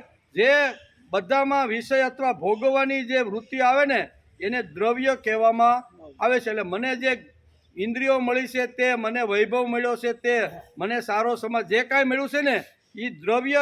એટલે કે એમાંથી થોડોક અમુક ભાગ પ્રભુ પ્રીત્યર્થે વાપરે તો એ દ્રવ્ય પવિત્ર થઈ જાય છે ને બાકીનો એ ભોગાર્થ છે એનો પ્રસાદ બની જાય છે. તેથી દ્રવ્ય યજ્ઞ કરતાં જ્ઞાન યજ્ઞ શ્રેષ્ઠ છે, ઊંચ છે, પવિત્ર છે, દિવ્ય છે. આ જ્ઞાન યજ્ઞ કર્યા પછી શું થાય? ભગવાન સામેથી કે આ તે મને જે પ્રશ્ન પૂછ્યો એમાં દ્રવ્ય યજ્ઞ કરતાં જ્ઞાન યજ્ઞ શ્રેષ્ઠ છે. જ્ઞાન યજ્ઞ પવિત્ર છે, જ્ઞાન યજ્ઞ દિવ્ય છે, જ્ઞાન યજ્ઞ આવી રીતનો તેજસ્વી છે. અને આ એકવાર જ્ઞાન યજ્ઞની પ્રાપ્તિ થઈ જાય પછી શું થાય એમ ભગવાન પોતે જ પોતાના સ્વમુખે કહે છે. શું કહે છે? કે દ્રવ્ય યજ્ઞ કરતાં જ્ઞાન યજ્ઞ શ્રેષ્ઠ છે, ઊંચ છે, પવિત્ર છે, દિવ્ય છે. આ જ્ઞાન યજ્ઞ કર્યા પછી શું થાય? તો કે સર્વ કર્માખિલમ પાર્થ. બીજી લીટીમાં ભગવાને કહી દીધું સર્વ કર્માખિલમ પાર્થ. આ રીતે જો જ્ઞાન યજ્ઞ જો માણસ કરે તો શું થાય? તો કે જ્ઞાન સર્વ કર્માખિલમ પાર્થ જ્ઞાને પરિસમાપ્યતિ. તમારા બધા સત્કર્મો તમને હળવે હળવે જ્ઞાન તરફ લઈ જાય છે અને બુદ્ધિમાં દિવ્ય પ્રકાશ લાવી અને બધા જ કર્મો સમાપ્ત થઈ જાય છે અને માણસ પરબ્રહ્મ પરમાત્માને પામી જાય છે. પછી એમાં કોઈ કર્મ એની અંદર બધું સમાઈ જાય. જેમ 500ની નોટમાં બધા જ પ્રકારની નોટો જેમ સમાઈ જાય એમ જ્ઞાન યજ્ઞની અંદર દ્રવ્ય યજ્ઞ પણ એમાં સમાપ્ત થઈ જાય છે. એટલે એમાં ભળી જાય છે. એટલે જ્ઞાન યજ્ઞ દ્રવ્ય યજ્ઞ કરતાં શ્રેષ્ઠ છે એવું ભગવાને આ બીજી કહે. સર્વ કર્માખિલમ પાર્થ જ્ઞાને પરિસમાપ્ત છે. જ્યાં જ્ઞાન યજ્ઞમાં બધા જ કર્મો અહીંયા સમાપ્ત થઈ જાય. બહુ સરળ રીતે ભગવાન અર્જુનને આ વાત સમજાવે છે. સર્વ કર્માખિલમ પાર્થ જ્ઞાને પરિસમાપ્યતે, એટલે તે કર્મ જ્ઞાનમાં પરિણમતું જાય છે. તેવી રીતે જ્ઞાન થયા પછી બધું જ કર્મ પૂરું થઈ જાય. પછી તો ગમે તેવા કર્મ કરે ને એ જ્ઞાનની અંદર એ સમર્પિત એટલે કે સમાઈ ગયેલા છે. એટલે ગમે પછી નાનું મોટું કદાચ હાથથી ખરાબ કામ થઈ જાય ને તો પણ જ્ઞાન કર્મથી એ બધું સમાપ્ત ત્યાં થઈ જાય છે. એટલે ઘણીવાર આપણે એમ થાય કે મોટા મોટા લોકો આવા પાપ કરતા છે, પણ ઘણીવાર ભૂલથી અથવા કોઈ આવી રીતનું આવે તો ઘણીવાર આવા ન કરવાના કામ પણ ઘણીવાર થઈ જાય. અને ભગવાનને પણ કંઈક ઈચ્છા છે કે આવા મહાપુરુષને આ જગતમાં મારે જન્મ આપવો છે, તેથી અમારા બહેનનું મળવું ખૂબ જ અગત્યનું છે. તેથી પરાશર અને સત્યવતી અહીંયા શું કહેવાય ગંગાના મધ્ય ભાગમાં જે મળ્યા છે, બરાબર ને. હવે એ આટલી ટોચ ઉપર પહોંચેલા કોણ છે? પરાશર. જેણે પરાશર એટલે કોઈ સામાન્ય વ્યક્તિ નથી. પરાશર એટલે પૃથ્વી ઉપર જો સ્વર્ગ લાવવાનું હોય ને તો એના માટે 10 સિદ્ધાંતો પરાશર ઋષિએ કીધા. કેવા? આ ધરતીને સ્વર્ગમય જો બનાવવાની હોય, સ્વર્ગ જો ધરતી ઉપર જો નિર્માણ કરવાનું હોય ને તો પરાશર ઋષિએ આવા શું કીધા છે કે આકાશ માયલું સ્વર્ગ ધરતી ઉપર જો લાવવાનું હોય તો હું તમને 10 સિદ્ધાંતો કહું છું. એ સિદ્ધાંતો જો માણસ જીવનમાં લાવીને જીવવાનો પ્રયત્ન કરે તો આકાશ માયલું સ્વર્ગ ધરતી ઉપર ઉતરીને આવી જાય. એવા સિદ્ધાંતો કરવા તાત્વિક, વ્યાવહારિક અને કૌટુંબિક સત્ય સિદ્ધાંતો નિશ્ચિત કરીને જીવન જીવવાનો પ્રયત્ન કરે ને તો આકાશ માયલું સ્વર્ગ નીચે. આ પહેલો સિદ્ધાંત એને સમજાવ્યું. તાત્વિક, વ્યાવહારિક અને કૌટુંબિક સત્ય સિદ્ધાંતો નિશ્ચિત કરી લે અને એ પ્રમાણે જીવન વ્યવહાર ચલાવવાનો જો આવે. આવા તો 10 સિદ્ધાંતો છે. ક્યારેક આપણે કહેવાનો અર્થ કે આવા સિદ્ધાંતો જેને સમાજની સામે મૂક્યા છે એવા માણસ કદાચ ભૂલ કરી બેસે તો સમાજ એને પેલા શું કહેવાય ડિલીટ બહાર કાઢી નાખતા નથી. કાઢે. અને સત્યવતી અને અહીંયા પરાશરનું જે સંતાન થયું ને એ જ વેદવ્યાસ આપણા. કેવા? ભગવાનને પણ એવું છે કે આવી એક મહાન વ્યક્તિને મારે આ જગતમાં જો લાવવાની છે તો આ વગર શક્ય નથી. અને તેથી વેદવ્યાસનો જન્મ આવી અંદર બેટની અંદર થયો છે. તેથી એને કૃષ્ણ દ્વૈપાયન પણ કહે છે. વેદવ્યાસનું બીજું નામ શું છે? કૃષ્ણ. એટલે કે વેદવ્યાસ જન્મતી વખતે થોડા કાળા હશે, બરોબર? એટલે કૃષ્ણ નામ ઉપરથી. અને દ્વિપાય એટલે બેટની અંદર જેનો જન્મ થયો છે. કહેવાનો અર્થ કે ઘણીવાર આવી રીતના મહાપુરુષો જગતની અંદર આવે અને ઘણીવાર આવી ભૂલો થતી હોય છે. તો આ ગીતાકાર કહે છે કે જેણે જ્ઞાન યજ્ઞ દ્વારા પોતાનું જીવન સંપૂર્ણ તેજસ્વી, દિવ્ય અને પવિત્ર જેણે બનાવ્યું છે એના હાથ દ્વારા કદાચ આવી રીતનું કાંઈ કામ થાય તો એને પાપ અડચણ કરતું નહીતર આજ દુનિયામાંથી પરાશરને કાઢી મૂક્યા હોત કે કોઈ નામ લે ખરા? કોઈ નામ લે ખરા કે ભાઈ આવું ભાઈ કરનારને અમે આજે કોઈ સામાન્ય રીતે કોઈ ચારિત્ર ભ્રષ્ટ થયેલો હોય તો પણ કોઈ લોકોને સામું જોવે? કોઈ સામું જોતું એને ડિલીટ કરી નાખે. તો આ પરાશરને ડિલીટ ન કરે એનું કારણ કે પરાશરે આવી રીતની સિદ્ધિ પ્રાપ્ત કરી હતી. એટલે ગીતાકાર પણ આ જ કહે છે કે આવી રીતના જ્ઞાન યજ્ઞની અંદર બધા જ યજ્ઞો સમાઈ જાય છે. પછી કદાચ ભૂલ થઈ જાય અથવા જાણીબૂજીને કાંઈ આવા કંઈ કર્મ થઈ જાય તો એને કોઈ પ્રકારનું પાપ લાગતું નથી એમ કે. પરંતુ સત્કર્મ જ્યારે જ્ઞાન શું કરે છે તો કે જ્ઞાન જીવન વિકાસ કરે છે. ભગવાને બધા જ યજ્ઞો કાઢી નાખ્યા છે આવો અર્થ ન લો. નહીં તેમ થાય કે આ જ્ઞાન યજ્ઞ શ્રેષ્ઠ છે તો આગળના 11 યજ્ઞો કીધા એ તો અમારા પાણીમાં ગયા ને સાંભળવામાં અત્યાર સુધી. ત્યારે આ બહુ ચોખવટ કરે છે કે આગળના જે યજ્ઞ કીધા છે ને એ તો બધા શ્રેષ્ઠ છે જ, પણ બધા જ યજ્ઞને એક સાથે મૂકવામાં આવે અને 12 યજ્ઞમાંથી કોઈ પૂછે કે આમાં શ્રેષ્ઠ યજ્ઞ કયો, તો એના માટે જ્ઞાન યજ્ઞ શ્રેષ્ઠ છે. બાકી ખરાબ નથી, અથવા ઓછા ઉતરતાય નથી, બરાબર. બધા જ યજ્ઞ શ્રેષ્ઠ છે, પણ બધા શ્રેષ્ઠ લોકો જ્યારે ભેગા થાય ત્યારે કોઈને એકનું બિરુદ જો આપવાનું હોય તો શું કરી? બધા શ્રેષ્ઠ જ છે, પણ પછી કેવું પડે આ ભાઈ બરોબર છે એમ, એવી રીતે. તેથી દ્રવ્ય યજ્ઞમાંથી માણસ પુણ્ય મેળવે છે. હું દ્રવ્ય યજ્ઞ કરે તો એમાંથી માણસ પુણ્ય મેળવે છે. જુદા જુદા સત્કર્મો કરે છે, પ્રાણાયામ કરે છે, જપ કરે છે, તપ કરે છે. એનાથી શું થાય? તેનાથી પુણ્ય સંચય થાય છે, પુણ્ય ભેગું થાય. આ બધા યજ્ઞ કરે, ભગવાન જો ડિલીટ કરતા નથી, પણ શ્રેષ્ઠ કેના કરતાં કેવો યજ્ઞ શ્રેષ્ઠ છે એ ભગવાન અહીં સમજાવે. નહીતર આપણે ઓલે અહીંથી વડલાઈથી જાઓ ને એ હાળા 11 કેટલા અઠવાડિયું સુધી માથાકૂટ કરી, હવે છેલ્લે એમ કહી દે જ્ઞાન યજ્ઞ. પહેલેથી કહી દીધું તો જ્ઞાન યજ્ઞ શ્રેષ્ઠ છે, તો બરોબર. તો આવી ગેરસમજણ ન થાય એટલા માટે પાંડુરંગ શાસ્ત્રી જેવા મહાપુરુષ આ શ્લોક ઉપર પ્રવચન કરતા ચોખવટ કરે છે કે બાકીના જે યજ્ઞ છે ને એ યજ્ઞ શ્રેષ્ઠ છે, પણ અહીં કહે છે કે બાકીના બધા યજ્ઞ પુણ્ય કમાવા માટે છે. અહીં કહે છે ને પુણ્ય સંચય થાય, અર્થાત તે પણ જોઈએ, ન જોઈએ એમ નહીં. પુણ્ય તો માણસને જોઈએ કે ન જોઈએ? તપ કરે, અહીં કહે ને કે પુણ્ય વેચાઈ જાય, અર્થાત તે પણ જોઈએ, તે ન જોઈએ એવું નહીં. જ્યારે જ્ઞાન શું કરે તો કે જ્ઞાન જીવન વિકાસ કરે છે. ભગવાને બધા જ યજ્ઞો કાઢી નાખ્યા છે, આવો અર્થ ન લ્યો એમ. ઘણીવાર દાદા કહે ને કે ઘણીવાર આ વાંચ્યા પછી ઘણીવાર પંડિતોને વિદ્વાનોને થાય કે ભગવાને વળી આ 32માં 33માં શ્લોકની અંદર આવા યજ્ઞની પરંપરા સમજાવતા આ જ્ઞાન યજ્ઞને શ્રેષ્ઠ કેમ કીધો, તો બાકીના શું?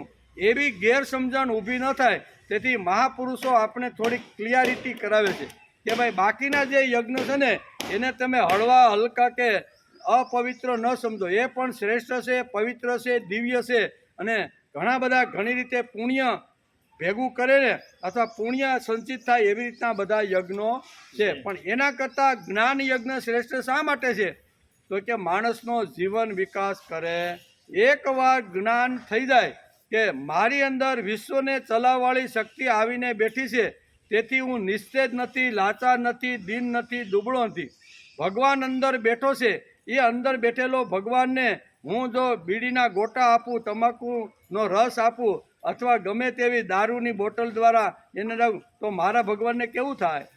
આ જો જ્ઞાન જો માણસને થાય કે ભગવાન મને જો ખરાબ કોઈનો ધુમાડો કે કોઈનું આવી રીતનું શું કહેવાય તમાકુવાળું મોઢું ગમતું ન હોય, દુર્ગંધ ગમતી ન હોય, તો અંદર બેઠેલા ભગવાનને ક્યાંથી ગમે ભાઈ? આ એક જ્ઞાન થઈ જાય, આ સમજણ જો ઊભી થઈ જાય તો માણસનો જીવન વિકાસ થાય કે નહીં?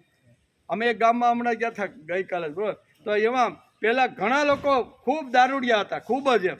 પણ જેવી રીતના સ્વાધ્યાયના વિચારો ગયા, તેજસ્વી વિચારો ગયા, ગીતાના વિચારો ગયા, હળવે હળવે એના જીવનમાંથી સારા વિચારો આવ્યા, એટલે નબળા વિચારો ધીમે ધીમે જવા લાગ્યા. આજે કદાચ 5-10% રહ્યા છે એવા, પણ મોટા ભાગના ઘરોની અંદર આપણે જઈને તો એટલું સરસ, ભલે નાનું એવું ઘર એનું હશે ને, પણ સંસ્કારની દ્રષ્ટિએ ઉત્કૃષ્ટ છે. કારણ આપણે પૂછી કેમ ભાઈ, તો કે અમે 20 વર્ષ પહેલાં એવા જ હતા. એ કહેવું છે કેવા દારૂ જ પીતા હતા. એ કે અમારા દહેજની અંદર બધું જ્યારે નહોતું ને પછી જમીનો વેચાડીને કરોડો રૂપિયા આવવા લાગ્યા ને, એટલે અમારા ઘણા બધા લોકો આવી રીતના ચડી ગયા હતા. પણ ધીમે ધીમે પાંડુરંગ શાસ્ત્રીની પ્રવૃત્તિ આવી, સ્વાધ્યાય આવ્યા, ગીતાના વિચારો આવ્યા, અને અમારું જીવન સુંદર મજાનું બની ગયું. જ્ઞાન આવે તો અજ્ઞાન જાય, જ્ઞાન આવે તો વહેમ જાય, જ્ઞાન આવે તો અંધશ્રદ્ધા અને પાખંડ બધું જાય, એટલે માણસનો જીવન વિકાસ થઈ જાય. તેથી જ્ઞાન યજ્ઞનું મહત્ત્વ ભગવાને આ શ્લોકની અંદર સમજાવ્યું છે. બીજા યજ્ઞો શ્રેષ્ઠ જ છે, પણ બધામાં શ્રેષ્ઠ જો ગણવાનો હોય તો ભગવાન અહીંયા 33માં શ્લોકથી ભગવાન શ્રેયાન દ્રવ્ય મયા દગ્ધ જ્ઞાન યજ્ઞ પરંત હે પરંત આ બધા યજ્ઞોમાં જ્ઞાન યજ્ઞ શ્રેષ્ઠ છે એમ કે છે. પાણી થઈ ગયું. 33માં અર્જુનના મનમાં એક શંકા ઊભી થઈ કે ભગવાન તમે આ 12 પ્રકારના યજ્ઞ તો તમે મને સમજાવ્યા, બધા શ્રેષ્ઠ જ હશે જ એમ એવી શંકા એના મનમાં ઊભી થઈ. ત્યારે ભગવાન અંતર્યામી હોવાથી ભગવાન પામી ગયા કે અર્જુનના મનમાં કંઈક પ્રશ્ન ઊભો થાય છે. કારણ કે ભગવાન કેવા છે? અંતર્યામી. અંતર્યામી ભગવાન બધું જ જાણી લે. આપણે બોલીએ ન બોલીએ, મનમાં જેવું ચિંતન કરીને એ ભગવાન અંદર બેઠો જ છે. એટલે ભગવાન પછી અહીંયા કયો યજ્ઞ શ્રેષ્ઠ છે, આ બધા મેં તને જે કીધા એમાંથી એમાં જ્ઞાન યજ્ઞનું મહત્ત્વ ભગવાન સમજાવે. બધા શ્રેષ્ઠ તો છે, કોઈ કનિષ્ઠ નથી, અપવિત્ર નથી, બરોબર? બધાની અંદર કંઈક ને કંઈક વધારે પડેલું છે. પણ આ જ્ઞાન યજ્ઞ છે ને 500ની નોટ છે, એમાં બધા યજ્ઞનો સમાવેશ થઈ જાય છે એમ ભગવાન કહે છે. તેથી અહીં કહે છે શ્રેયાન દ્રવ્ય મયા દગ્ન જ્ઞાન યજ્ઞ પરંતપ સર્વકર્મખિલમ પાર્થ જ્ઞાને પરિસમાપ્યતિ. જ્ઞાન યજ્ઞથી આ બધા કર્મો સમાપ્ત થઈ જાય છે અને મારી પરમ પ્રાપ્તિ એ પામી જાય છે એમ ભગવાનનું આ શ્લોકમાં કહેવાનું છે. તેથી એટલે કે જ્યારે યજ્ઞ શું કરે તો કે યજ્ઞ જીવન વિકાસ કરે. ભગવાને બધા જ યજ્ઞો કાઢી નાખ્યા છે આવો અર્થ ન લો એમ પાંડુરંગ શાસ્ત્રી ઘણીવાર તેના પ્રવચનમાં કહે છે. નહીતર જ્ઞાન યજ્ઞ આવ્યો તો બાકીના 11 તો કે 11ને કાઢી નાખો નહીં. પણ આ શ્રેષ્ઠતાની વાત જ્યારે આવતી હોય ને, શ્રેષ્ઠતાની, ત્યારે કોણ કોના કરતાં શ્રેષ્ઠ છે એ સમજાવવાનો પ્રયત્ન કરવો જોઈએ. પરંતુ સત્કર્મ એટલે યજ્ઞ અને જ્ઞાન આ બંનેની કિંમત આંકવાનો પ્રસંગ આવે ત્યારે જ્ઞાન યજ્ઞ શ્રેષ્ઠ છે. એક તો યજ્ઞ અને જ્ઞાન યજ્ઞ એ બેને બાજુમાં રાખી અને એમાંથી શ્રેષ્ઠ જો સમજાવવાની વાત આવે તો જ્ઞાન યજ્ઞ શ્રેષ્ઠ છે. આના પહેલાં આપણે એકવાર વાત કરી હતી, એ જ વાત અહીં ફરીથી લાગુ પડે છે કે 5 જણા સામેથી આવતા હોય, બરાબર? 5 શ્રેષ્ઠ છે, 5 ખૂબ જ નમસ્કાર કરવા જેવા, પ્રણામ કરવા જેવા, એના પગનું શરણામત લઈને વંદન કરવા જેવા છે. પણ એ 5માંથી જો કોઈ સામે 5 એક સાથે આવતા હોય અને આપણે સામે 15-20 જણા ખુરશી નાખીને બેઠા હોય તો 5માંથી પ્રથમ કોને સ્થાન આપવું એનો વિચાર આપણે ઘણા સમય પહેલાં કર્યો હતો, બરાબર? એના માટે નીતિશાસ્ત્રકારોએ શ્લોક પણ લખી રાખ્યો છે. વિત્ત બંધુ વય કર્મ વિદ્યા ભવતી પંચમી એતાની માન્ય સ્થાની ગરિયો યજ્ઞ ઉત્તરમ. ઉત્તરોત્તર એક કરતાં બીજો સઢિયાતો. એવી જ વાત આ શ્લોકની અંદર ભગવાન સમજાવે છે. નહીતર કે આ જ્ઞાન યજ્ઞ કીધો ને, બાકીને કાંઈ આપણે હવે જરૂર, ભગવાને સહેલો કહી દીધો એનું અનુષ્ઠાન કરો. એટલે આ ગેરસમજણ ઊભી ન થાય એટલા માટે પાંડુરંગ શાસ્ત્રી પણ આ નીતિશાસ્ત્રનો એક શ્લોક અહીંયા ગીતાની સાથે જોડીને આપને સમજાવવાનો પ્રયત્ન કરે છે. વિત્ત બંધુ વય કર્મ અને વિદ્યા નીતિશાસ્ત્રોએ ઉત્તરોત્તર શ્રેણી બતાવી. ઉત્તરોત્તર શ્રેણી બધા શ્રેષ્ઠ છે. કેવા? 5 જણા શ્રેષ્ઠ છે પણ ઉત્તરોત્તર સીડી બતાવી છે. એમ શ્રીમદ ભગવદ્ ગીતાના અહીંયા 4થા અધ્યાયની અંદર જે ભગવાને અહીંયા જે 8 શ્લોકની અંદર જે યજ્ઞનું જે વર્ણન કર્યું ને એ બધા જ યજ્ઞો શ્રેષ્ઠ છે. પણ ઉત્તરોત્તર ધીમે ધીમે એક કરતાં બીજો ચડિયાતો કયો છે એની વાત અર્જુનના મનમાં ઊભી થાય છે અને ભગવાન એને કહે છે કે બધા જ યજ્ઞ શ્રેષ્ઠ છે પણ એકી સાથે બધા યજ્ઞ જો લાઇનમાં ઊભા હોય અને કોઈ એમ કે આમાંથી એકની પસંદગી કરો તો જ્ઞાન યજ્ઞ શ્રેષ્ઠ છે. એમ ભગવાનનું આ શ્લોકમાં શ્રેયાન એટલે કલ્યાણ, જેણે પોતાનું કલ્યાણ કરવાનું હોય ને એ જ્ઞાન યજ્ઞની પ્રાપ્તિ માણસે કરી લેવી જોઈએ. તેથી ગીતાકાર આ શ્લોકમાં ઉત્તરોત્તર શ્રેણી સમજાવે છે. જ્યારે સત્કર્મ યજ્ઞ અને જ્ઞાન યજ્ઞ આ બંનેની કિંમત આંકવાનો પ્રસંગ આવે ત્યારે જ્ઞાન યજ્ઞ શ્રેષ્ઠ છે. કેવો? ત્યારે જ્ઞાન યજ્ઞ શ્રેષ્ઠ છે. આ માટે યજ્ઞથી એટલે કે શા માટે તો કે યજ્ઞથી પુણ્ય નિર્માણ થાય અને તેના પરિણામે સુખ મળે. હું યજ્ઞ માણસ કરે તો એનાથી માણસને પુણ્ય મળે, સુખ મળે અને એનાથી માણસનું સારું કર્મ બંધાય છે. આપણે આગળ જોયું ને કે જ્યારે યજ્ઞની વાત આવી, જ્યારે શું કહેવાય 3જા અધ્યાયની અંદર જ્યારે યજ્ઞની વાત આવી ને ત્યારે ભગવાને પણ અર્જુનને કીધું એમ કે જે માણસો આવી રીતના જે યજ્ઞ કરે છે એ દેવ યજ્ઞથી આવી રીતના દેવો આવી રીતના પ્રસન્ન થાય છે. અને દેવો જ્યારે પ્રસન્ન થાય છે ત્યારે યજ્ઞ કરનાર જે કાંઈ ઈચ્છા કરે અથવા ઈચ્છા વ્યક્ત કરે ને એ દેવો એની ઈચ્છા પૂર્ણ કરે છે. એટલે ફળ તો મળવાનું છે. ભગવાને બહુ સ્પષ્ટ થાય, ત્રીજા અધ્યાયમાં ભગવાને કહી જ રાખ્યું હતું કે યજ્ઞ શ્રેષ્ઠ છે. અને આવી રીતના યજ્ઞ દેવોનું પૂજન કરે, દેવો માટે યજ્ઞ કરે ને તે દેવો પ્રસન્ન થઈ, પ્રભાવિત થઈ અને યજ્ઞ કરનારને પુણ્ય અને વૈભવ ઢગલાબંધ આપે છે. એટલે એ છે તો ખરું જ એમ, પણ આ જ્યારે જ્ઞાન યજ્ઞ અને જ્યારે અહીંયા કર્મયજ્ઞની ખાલી યજ્ઞની વાત આવે ત્યારે એમાં જ્ઞાન યજ્ઞ શ્રેષ્ઠ છે એવું ભગવાનને અહીં કહેવાનું છે. શા માટે? તો કે યજ્ઞથી પુણ્ય નિર્માણ થાય અને તેના પરિણામે સુખો મળે જ ને. દેવોનું યજ્ઞ કરો, દેવો પ્રસન્ન થાય અને આપણે સુખના ઢગલા આપે. આવા સત્કર્મ કરતા રહીશું અથવા કદાચ તેની ચર્ચા કરતા રહીશું બેસીશું તો અથવા અલકે લપસી પણ પડીશું. આ બંને શક્યતાઓ છે. લપસી પડવાની અને ચર્ચા કરવાની બંને આવે છે. પણ જ્ઞાન યજ્ઞની અંદર શું કહેવાય, લપસી પડવાનો કે ચર્ચા કરવાનો આમાં વાત જ આવતી નથી. માણસ કેવળ સત્કર્મો કરે, જ્ઞાન રહિત કર્મો કરે તો તેના પરિણામે પુણ્ય ભેગું થાય એમ ગીતાકારને આ શ્લોકમાં કહેવાનું છે. પુણ્ય ભેગું થયા બાદ અંદર મન અને બુદ્ધિનો વિકાસ થવો જોઈએ. તે વિકાસ થતો નથી એટલે ફરીથી એ સ્વર્ગમાં જાય, સારું કર્મ કર્યું હોય એટલે. અને સ્વર્ગમાં એનું પુણ્ય ખલાસ થાય ત્યારે પાછા ધરતી ઉપર આવે અને સારું કર્મ કર્યું છે એટલે સારા કુળમાં, સારા પવિત્ર કુળમાં અથવા ધન સંપત્તિ ત્યાં એનો જન્મ. આ એનું ચક્કર તો ચાલુ જ રહેશે. પણ યજ્ઞ શું કહે છે, જ્ઞાન યજ્ઞ જે કરે છે ને એના બધા જ કર્મો સમાપ્ત થઈ જાય છે અને એ મારી જ પાસે રહેશે. પછી એને આ જગતમાં આવવું પડતું. એટલે બંનેમાં આટલો ફરક છે. બંનેમાં ફળ તો મળે જ છે પણ એકમાં ફળ સમાપ્ત થઈ જાય છે અને બીજામાં ફળ ભોગવવા માટે પાછું સ્વર્ગમાંથી પુણ્ય ખલાસ થાય એટલે પાછું આવવું પડે.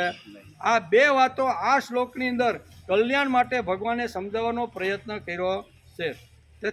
તેથી આ માણસ કેવળ સત્કર્મો કરે, જ્ઞાન રહિત કર્મ કરે તો તેના પરિણામે એને પુણ્ય ભેગું થાય. પુણ્ય ભેગું થાય એટલે સ્વર્ગ મળે અને સ્વર્ગમાં પુણ્ય ખલાસ થાય એટલે પછી પાછું ફરીથી ભોગવવા આવવું પડે છે. એમ કે પુણ્ય ભેગું થયા બાદ અંદર મન અને બુદ્ધિનો વિકાસ થવો જોઈએ. તે વિકાસ થતો નથી, તેથી તેને વારંવાર આવવું પડે છે. તેથી ચોથા અધ્યાયની 33મા શ્લોકમાં ભગવાન આ ચોખવટ આ કરે છે. નહીંતર આપણને એમ થાય કે બાકીના સીધા એ યજ્ઞ હવે આપણે કરવા નથી, આપણે તો જ્ઞાન યજ્ઞ, એટલે ભૂલ ન થાય એટલા માટે કહે છે. જ્ઞાન યજ્ઞમાં મન અને બુદ્ધિનો વિકાસ થતો જાય છે. મન બુદ્ધિ શુદ્ધ થતા જાય તેમ પુણ્ય થતું જાય છે. તેથી ભગવાન શ્રેયાન દ્રવ્ય યજ્ઞો જ્ઞાન યજ્ઞ પરંતપ આમ કરીને અર્જુનને જ્ઞાન યજ્ઞનું મહત્વ સમજાવે છે. દ્રવ્ય યજ્ઞ તો છે જ, જેની પાસે વિત્ત હોય, દ્રવ્ય હોય, વૈભવ હોય એને તો પ્રભુ કાર્યમાં સત્કર્મમાં વાપરવો જોઈએ. પણ એના કરતાં જ્ઞાન યજ્ઞ શ્રેષ્ઠ છે. દ્રવ્ય યજ્ઞ જ્ઞાન યજ્ઞની અંદર આ કીધું ને પરિસમાપ્ત એટલે એની અંદર સમાપ્ત ખલાસ ભળી જાય છે. એમ કે છે દ્રવ્ય યજ્ઞ કરનારા લોકો જ્ઞાન યજ્ઞ કરે તો જ્ઞાન યજ્ઞની અંદર દ્રવ્ય યજ્ઞ આવી જાય છે. એમ ભગવાન આ શ્લોકમાં કહે છે. એક વખત માણસ જ્ઞાની થયો કે તેનું અખિલ કર્મ એટલે કે સારું કે ખરાબ કર્મ પુણ્ય જ બની જાય. એકવાર જ્ઞાન યજ્ઞ થાય એટલે બંને પ્રકારના જે કર્મ હોય છે ને એ આવી રીતના પુણ્ય બની જાય છે. તે હસે તો પણ પુણ્ય, રડે તો પણ પુણ્ય. તેને લીધે જ્ઞાન યજ્ઞ શ્રેષ્ઠ છે એમ ગીતાકાર કહે છે. રામદાસ સ્વામી રાતના 12 વાગે પથારીમાં આવી રીતના સૂતા હતા અને આંસુઓની ધાર શરૂ થઈ ગઈ. એટલા બધા આંસુ એની આંખમાંથી પડ્યા, આખું ઓસીકું હતું ને એ ભીંજાઈ ગયું આખું.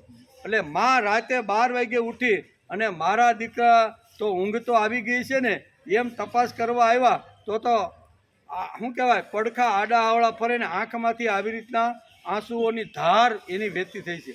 અને એ વખતે માં એને પ્રશ્ન પૂછે છે કે બેટા હવે તને પસ્તાવો થતો હોય છે, જે વખતે મેં તારા લગ્નનું આવી રીતનું નક્કી કર્યું, જાન લઈને આપણે મંડપની અંદર ગયા અને ત્યાંથી વરમાળા તોડીને તું ભાગ્યો કે હવે મારે લગ્ન કરવા નથી, એટલે હવે તને પસ્તાવો થતો હોય છે, એટલે તું રડતો હોય. શું કહે છે?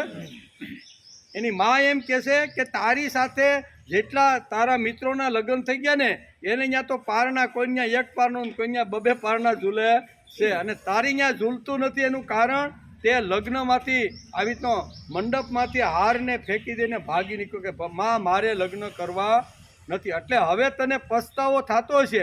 અને પસ્તાવાના હિસાબે તારા આંખમાંથી આટલા બધા. ત્યારે માને જવાબ આપતા રામદાસ સ્વામી કહે છે કે માં એટલે મને પસ્તાવો થતો, મેં સંસાર નથી માંડ્યો ને એટલે મને પસ્તાવો થતો નથી, પણ મારી જે રામાયણ છે, મારી જે ગીતા છે ને, એ બ્રહ્માંડ સુધી જો લઈ જવાનો જો મને ભગવાન મોકો આપે ને તો હું બ્રહ્માંડ સુધી લઈ જાઉં, પણ હજી હું ઘણા લોકોના દિલ અને દિમાગ સુધી હું રામાયણ અને ગીતા લઈ ગયો નથી ને, એનો મને અફસોસ થાય છે. એટલે મહાપુરુષો જે રડતા હોય છે ને એ રડવાનું પણ એનું પુણ્ય બની જાય છે, એમાં બહુ સરસ રીતે ભગવાન કહે છે. તેથી આપણને વ્યવહારમાં એવું જોવા મળે છે કે ઘણા સત્કર્મ કરવાવાળા માણસના મન અને બુદ્ધિ વિકસિત હોતા નથી. એમ દાદા પાંડુરંગ શાસ્ત્રી પોતાના પ્રવચનમાં ઘણીવાર આ વાત સમજાવે છે. તેમણે ઘણા સત્કર્મો કર્યા હોય તેનું પુણ્ય તેઓ ખાતા હોય છે. તેમણે ગત જન્મમાં પ્રચંડ સત્કર્મો કર્યા હોય છે, તેના લીધે આ જન્મારે તેમને પુણ્યમય બક્ષિસ મળે છે. તેમને હાથ પગ હલાવ્યા વગર અબજો રૂપિયા ભગવાન તેને મોકલી આપે છે. શા માટે? તો કે ગત જન્મનું પુણ્ય માણસ લઈને આવેલો છે, અત્યારે પુણ્ય કમાતો નથી. જે શું કહેવાય જૂનું જે છે ને એનાથી એને બધું કરતેલો છે. એટલે અહીંયા ગીતાકારને આ જ વસ્તુ આપણે સમજાવવાની છે કે જ્ઞાન યજ્ઞ અને ખાલી યજ્ઞની અંદર શું ફરક છે ને એ બંનેનો તફાવત ભગવાન અહીં બતાવે છે. તેના લીધે આ જન્મારે તેમને પુણ્યથી બક્ષિસ મળે છે, અને તેમને ભગવાનના પ્રેમપત્રો પણ વૈભવ અને પ્રેમપત્રો પણ મળે. કંઈ હાથ ન હલાવતા, પગ ન હલાવતા, બુદ્ધિ ન હલાવતા, કાંઈ ન હલાવતા બક્ષિસ રૂપે કરોડો રૂપિયા ભગવાન એને ત્યાં મોકલી આપે. શા માટે? તો કે કરેલું કોઈ દી નિષ્ફળ જાતું નથી. ગત જન્મની અંદર સારા કર્મો કર્યા હશે ને તો એ કર્મો ભોગવવા માટે એને ફરીથી પૃથ્વી ઉપર આવવું પડે. એ આ જ્ઞાનનું પરિણામ છે. અને જ્ઞાન યજ્ઞનું પરિણામ એ છે કે જ્ઞાન યજ્ઞમાં ભગવાનની અંદર જ આ જીવ ભળી જાય છે, પછી આવવું પડતું નથી. એમ કે પણ સાથે સાથે તેમનું મન વિકસિત થવું જોઈએ. તે મન વિકસિત થતું, કારણ કે બેઠા બેઠા બધું મળે છે એટલે કોઈ વિચારોને ભોગવવાનું જ આવે. શું? અને એ બધું ભોગવાઈ જાય ને પછી તો પાછું પુણ્ય ભેગું કર્યું નથી, અને પુણ્ય ન હોય તો ભગવાન પછી એને એવી રીતનો જન્મ પાછો આપે છે. આવી રીતનું ચક્કરમાંથી જો બહાર નીકળવાનું હોય તો આ શ્લોકની અંદર ભગવાન જ્ઞાન યજ્ઞનું મહત્વ સમજાવે છે. જ્ઞાન યજ્ઞની અંદર બધા જ પ્રકારના યજ્ઞો સમાવિષ્ટ થઈ જાય. કીધું પરિસમાપ્યતે, સમાપ્યતે એટલે સમાપ્ત થઈ જાય છે. કોની અંદર? તો કે જ્ઞાન યજ્ઞની અંદર. કયા કર્મો? તો કે યજ્ઞના જે ભગવાને જે વાતો કરીને એ બધા જ યજ્ઞો જ્ઞાન યજ્ઞની અંદર સમાપ્ત થઈ જાય છે. તેથી એને ફરીથી આ જગતની અંદર આ 84 લાખ યોનના ચક્કરમાં આવવું પડતું નથી. આ જ્ઞાનનું મહત્વ સમજાવે છે. પણ સાથે સાથે તેમનું મન વિકસિત થવું જોઈએ તે થતું નથી. તેમની બુદ્ધિ પર જે પરિણામ થવું જોઈએ તે પરિણામ થતું નથી, એમ ગીતાકાર કહે છે. એનો અર્થ એ કે તેમણે કરેલા સત્કર્મનું પરિણામ મન અને બુદ્ધિ ઉપર થવું જોઈએ, તે એના મન અને બુદ્ધિ ઉપર એ પરિણામ થતું નથી. તેથી વારંવાર અહીંયા એને જન્મ લેવો પડે છે. જ્યારે જ્ઞાન યજ્ઞમાં શું થાય? તો જ્ઞાન યજ્ઞની વાત ભગવાન આગળ કહે છે કે જ્ઞાન યજ્ઞથી માણસના મન અને બુદ્ધિ અંદરથી શુદ્ધ થતા જાય છે. કેવા? જ્ઞાનથી મન અને બુદ્ધિ શુદ્ધ થતા જાય છે, અને મન અને બુદ્ધિ વિકસિત થતા જાય છે. તે થયા પછી તે માણસ જે કર્મ કરે તે પુણ્ય જ બની જાય. એકવાર મન અને બુદ્ધિ બંને જો શુદ્ધ થઈ ગયા, આંતરિક જે ગુણો છે ને એ જો શુદ્ધ થઈ જાય પછી ગમે તે કર્મ કરે ને તો એ 100% એ સફળ થઈ જાય છે. આપણે ઘણીવાર આ દર્શાંત આપ્યું છે કે માણસ જ્યારે તપસ્યા કરે, પરિશ્રમ કરે, મહેનત કરે અને ઘણું બધું પુણ્ય કમાવી અને ઘણી મોટી આવી રીતની સાધના કરીને ઘણી બધી સાધના એણે જીવનમાં લાવી હોય છે. પણ એ સાધના કર્યા પછી જે ભગવાને શક્તિઓ આપી છે એ ગમે ત્યાં ગમે રીતે વેડફવી જોઈએ નહીં. એ આપણા પોતાના વ્યક્તિગત વિકાસ માટે આ બધી વાતો છે. અને એ જો આપણે સમાજના કોઈ બીજા કામ માટે વાપરી નાખીએ તો અત્યાર સુધીનું જે તપસ્યા ને જે સાધના છે ને એ બધી ફેલ થઈ જશે. એવા દંડક નામના જે સ્વામી છે ને એ પૈઠણની અંદર આવે છે. પૈઠણમાં ગોદાવરી સ્નાન કરે છે અને સ્નાન કરી અને એકનાથની કીર્તિ ખૂબ એણે સાંભળી છે કે એકનાથ ભલે ગૃહસ્થી રહ્યા ને પણ મારા કરતાં મોટા છે. હું ભલે આવી રીતનો શું કહેવાય સંન્યાસી છું પણ મારા કરતાં એકનાથ મોટા છે. એવા હેતુથી એ પૈઠણમાં આવે છે. પૈઠણમાં આવી ગોદાવરી સ્નાન કરે છે અને ગોદાવરી સ્નાન કરીને ત્યાં લોકોને પૂછે છે કે એકનાથનું ઘર ક્યાં છે. એ એકનાથનું ઘર પૂછે અને એકનાથના ઘર તરફ જવા જાય છે તો રસ્તાની અંદર એક ટોળું મળ્યું. કેવું? અને એ ટોળું આવી રીતનું ત્યાં ઊભું હાવો હાવ અને આવી રીતનું બધું કરતા હતા. એટલે સંન્યાસી દંડક સ્વામી મહારાજને થયું કે આ લોકો આ શા માટે અહીં બધા ભેગા થયા છે. તો ભેગા એટલા માટે થયા હતા, એક ગધેડી વિયાણી હતી અને એનું નાનું એવું બચ્ચું હતું ને એ જન્મતાની સાથે મૃત્યુ પામ્યું. એટલે ગધેડી પણ તડપવા અને પોતાના પુત્ર આવી તો મૃત્યુ પામ્યો છે ને એટલે એ ગધેડીને પણ ખૂબ દુઃખ થતું હતું અને ખૂબ આમ તેમ કરતી હતી. એટલે બધા અફસોસ વ્યક્ત કરતા હતા કે હવે આનું શું થશે. આમ આ ટોળું બધું આવ્યું. એવામાં દંડવત સ્વામી ત્યાં ગયા. દંડવત સ્વામીને પૂછ્યું, સ્વામીએ પૂછ્યું કે આ શું છે? તો કે ગધેડીનું બચ્ચું છે એ મૃત્યુ પામ્યું છે એટલે આ તડફડે છે અને એની માતા. તો કે એમ, કાંઈ વાંધો નહીં, મને ભગવાને ઘણી બધી તપસ્યા કરીને મેં સાધના કરીને ઘણી બધી આવી શક્તિ પ્રાપ્ત કરી છે. એટલે એની પાસે ગયા અને અંદર રહેલા આત્માને મારા નમસ્કાર છે એમ કરી અને એને માથે હાથ ફેરવો અને ગધેડીનું બચ્ચું ઊભું થઈને ચાલવા લાગ્યું.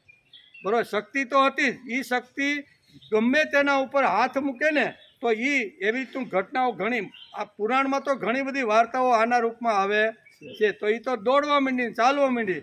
બધા કે આ મહારાજ કેટલા, આ જે સંત છે, આ જે સંન્યાસી મહારાજ છે ને કેટલા આવી રીતના એમ કરી અને એકનાથની પાસે ગયા. એકનાથ હિંડોળા ઉપર બેઠા હતા, બાજુમાં બેઠા વાર્તાલાપ થાય છે. ત્યાં તો ટોળું ત્યાં આવી પીડ્યું કારણ કે સંન્યાસીની પાછળ એમ સંન્યાસીની પાછળ આવ્યું. એટલે એકનાથ કહે છે કે આટલા બધા લોકો કેમ તમારી પાછળ? એ કે રસ્તામાં આવી રીતની ઘટના બની અને મેં એલી ગધેડી ઉપર હાથ મૂકીને મારું જે પુણ્ય હતું ને એ એને આપ્યું એટલે એ જીવત થઈ ગયું. એટલે એકનાથ એને ઠપકો આપે કે તમે કરેલી જે સાધના છે, તપસ્યા છે, એનાથી જે કાંઈ પુણ્ય તમે કમાયું છે ને એ આ તમે ભગવાનની વિરુદ્ધ, ભગવાને જે નક્કી કરેલી જે સૃષ્ટિ છે ને એમાં તમે હાથ નાખ્યો. કારણ કે ભગવાને એ બચ્ચાને મૃત્યુ એ સમયે લખ્યું હોય છે એટલે એ વયું ગયું. એટલે ભગવાને જે સૃષ્ટિ અથવા જે કાંઈ કર્યું છે ને એમાં તમે હાથ નાખ્યો. ભગવાને નિર્માણ કરેલા જગતની અંદર આપણને કોઈને હાથ નાખવાનો અધિકાર નથી. ભલે તમે તપસ્વીઓ, તમે આવી રીતની જબરજસ્ત સાધના કરીને બધી વાતો તમે બોલો અથવા જેના ઉપર હાથ મૂકો એ બધું થઈ જ જાય. બરાબર, માટી ઉપર હાથ મૂકીને તમે કહો સોનું થઈ જાય તો એ 100% સોનું થઈ જાય. પણ એ શક્તિ એના માટે વાપરવાની નથી. તમે બહુ ભૂલ કરી કે. અને દંડવત સ્વામી કહે છે કે તો હવે શું કરવાનું? તો કે ટોળું તો આવી ગયું. કોઈ એમ કે મારો યુવાન પતિ મરી ગયો છે, કોઈ કે મારો બાળક મરી ગયો છે, કોઈ કે અમારો હારામાં હારો હમણાં જ બળદ લાવ્યા હતા ને એ મરી ગયો છે, કોઈ ઓળી બહેનો કે અમારી 25,000ની ભેં હતી ને એ પહેલાં જ વેતરે મરી ગઈ છે, આ બધાને સજીવન કરો. બધા આવ્યું ટોળું એ કે હું. ત્યારે એકનાથ કહે છે કે ભાઈ તમે બહુ મોટી ભૂલ કરી. હવે લોકો તમને જીવવા દેવાના નથી, કોઈ હક જ નહીં લેવા દે તમને. તમે આ ખોટી ભૂલ કરી ને એમાં તમે હાથ નાખ્યો છે, આ હાથ નખાય નહીં. તો કે હવે શું કરવું? બે હાથ જોડીને દંડવત સ્વામી એકનાથને નમસ્કાર. તો આનો રસ્તો મને બતાવો. એકનાથ કહે છે રસ્તો એ છે તમારો દેહ વિસર્જન કરો, એ બાકી જગતમાં તમને જીવવા નહીં દેવાના. અને ગોદાવરીને કાંઠે ગયા, પોતાનું શરીરને ગોદાવરીમાં કરીને પોતાનો દેહ વિસર્જન કરી. આ કહે છે ને કે અહીંયા આ શક્તિઓ મળે છે, જ્ઞાન યજ્ઞ દ્વારા આ શક્તિ મળે છે.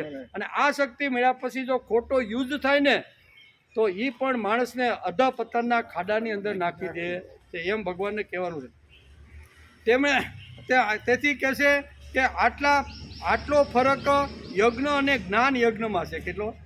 જ્ઞાન યજ્ઞ માણસને ખરેખર જો હોય ને તો એ કોઈ ભગવાનની બનાવેલી સૃષ્ટિમાં હાથ નાખતા નથી. એમ આટલો ફરક યજ્ઞ અને જ્ઞાન યજ્ઞમાં ફરક છે એમ કહી શકાય.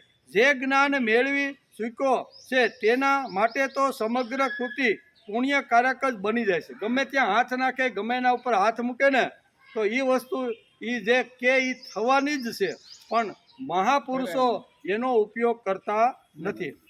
આટલો ફરક છે. આજે શાળા કોલેજોમાં ભણાવવાનું હોય છે, તેમાં ભણવાનું હોય છે, ગણવાનું કોઈ દી આજના શિક્ષણમાં ગણવાનું કોઈ દી આવતું.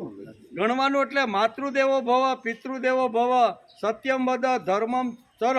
જૂના કાળમાં જે પાઠશાળાઓમાં જે આ સંસ્કાર અને શિક્ષણ અપાતું એ હવે આજની કોલેજ અને સ્કૂલોમાં અપાતું નથી. એમ આ કહે છે. તો કહે છે આજે શાળા અને કોલેજમાં ભણવાનું હોય છે, તેમાં ગણવાનું કોઈ દી હોતું નથી. તેમાં જીવન ઘડતર નહીં. એકાદ માણસ ભણીને કથા પણ કરતો હશે, ભાગવત પણ વાંચતો હશે તો તેનું જ્ઞાન નથી. એ જ્ઞાન ન કહેવાય, પણ એ આજીવિકા મેળવવા માટેનો એમનો એ પ્રયત્ન છે. તેથી કલા કહેવાય, જ્ઞાન નહીં. જ્ઞાન જુદું અને કલા. એકાદો વિષય આપણી પાસે હોય, વાણી સારી હોય અને ભાગવતનો ઊંડો અભ્યાસ કાશીમાં જઈને કર્યો હોય એટલે ભાગવત ઉપર તો સારામાં સારું એ બોલી શકે. બરાબર? એ બોલી શકે ને પછી ભાગવત વાંચ્યા પછી મને કેટલા પૈસા મળે અને એ વાપરીને જો પૈસા લેતો હોય તો ભાગવત જે વાંચે છે, ભાગવતનું જ્ઞાન કાશીમાં જઈને લીધું છે એ જ્ઞાન નથી પણ કલા છે. કેવું? એની કળા છે. એ ભાઈ કળા છે એટલે કળાથી મળે. જ્ઞાન જુદું અને કળા જુદી. કોલેજમાં સંસ્કૃત ભણાવે શા માટે? કે પોતાને રોટલો મળે તે માટે જો ભણાવતા હોય તો એની કલા છે. પણ એ કલા વાપરા પછી કોઈ એવા અજ્ઞાતવાસમાં જઈ અને ભગવાને મને જે કાંઈ સારી વાતો સંસ્કૃતમાં આપી છે એ 5 લોકોને જો સંસ્કૃતના શ્લોકો હું એકાદ કલાક કોઈને શીખ્યું તો એની ઉપાસના બની જાય છે, એનું જ્ઞાન બને છે. પણ છોકરાને ભણાવે છે એમાં તો એને પગાર મળતો રહેલો છે, એને જ્ઞાન કહેવાય નહીં. પણ જ્ઞાન એટલે એ જ કલા, એ જ જો સારી એની જે સમજણ છે ને એ સમાજના અંતિમ માણસ સુધી કોઈ પ્રકારની અપેક્ષા રાખ્યા વગર 5 લોકોની અંદર સંસ્કૃતના શ્લોકો શીખવાડી, ગીતાના શ્લોકો શીખવાડીને જો એ પ્રયત્ન કરતો છે તો એને જ્ઞાન કહેવામાં. જ્ઞાન અને કલામાં આટલો ફરક છે. તેથી પોતાની આજીવિકા મેળવવાનું સાધન છે, તેથી તે જ્ઞાન નહીં, એને કલા કહેવામાં આવે છે. આ કહેવામાં સુખાર્થી જ્ઞાન હોય તે કલા કહેવાય અને આનંદાર્થી જ્ઞાન હોય તેને જ જ્ઞાન કહેવામાં. આનંદાર્થી કેવું? મને આનંદ મળે ને એટલે હું મારી વાણીને પવિત્ર કરવા માટે હું આ ગાઉં છું અથવા એને કહેવાય જ્ઞાન. એમ કે એકાદ માણસે ઉપનિષદનો અભ્યાસ કર્યો હોય, પાશ્ચાત્ય તત્વજ્ઞાનો પણ ખૂબ સારો એવો અભ્યાસ કર્યો હોય, તે ફક્ત ડિગ્રી મેળવવા માટે અને એ મેળવ્યા પછી મને સારો રોટલો મળે તો એને ભારતીય સંસ્કૃતિમાં કલા શબ્દ વાપરવામાં આવ્યો. 64 જે આપણી કલાઓ છે ને, 64 કલા અને 14 આપણી વિદ્યા. એ 14 વિદ્યા જો પ્રાપ્ત કરી હોય તો એને જ્ઞાન યજ્ઞ કહેવાય અને 64 કલા જો પ્રાપ્ત કરી હોય તો એ આજીવિકા મેળવવા માટેના બધા સાધનો કલાની અંદર આવી જાય છે. સમાજમાં મોભો મેળવવા માટે તે જ્ઞાન લીધું હોય તો કલા જ કહેવાય છે એવું માનસશાસ્ત્રજ્ઞો કહે છે. આનાથી આધ્યાત્મિક ઊંચાઈ વધતી નથી. કલા વાપરે, રોટલો મોટો ઊભો કરે અને મોટો ઊભો કર્યા પછી ઘણી જગ્યાએ નવી સંસ્થાઓ ખોલી છે, એને મોટો રોટલો કહેવામાં આવે. શા માટે? તો કે કાશીમાં જઈને જ્ઞાન મેળવ્યું છે અને એના દ્વારા કલા વાપરીને આવી રીતના સમાજમાંથી ઘણું બધું ધન એકઠું કરે છે. જે જ્ઞાન ગૌણ થતું નથી તે ખરું જ્ઞાન છે અને તે કર્મમાં સમાપ્ત થાય છે. એટલે કર્મ કરતા જ્ઞાન મળે છે. એમ આ શ્લોકની અંદર ભગવાન કર્મ કરતા જ્ઞાન મળે છે.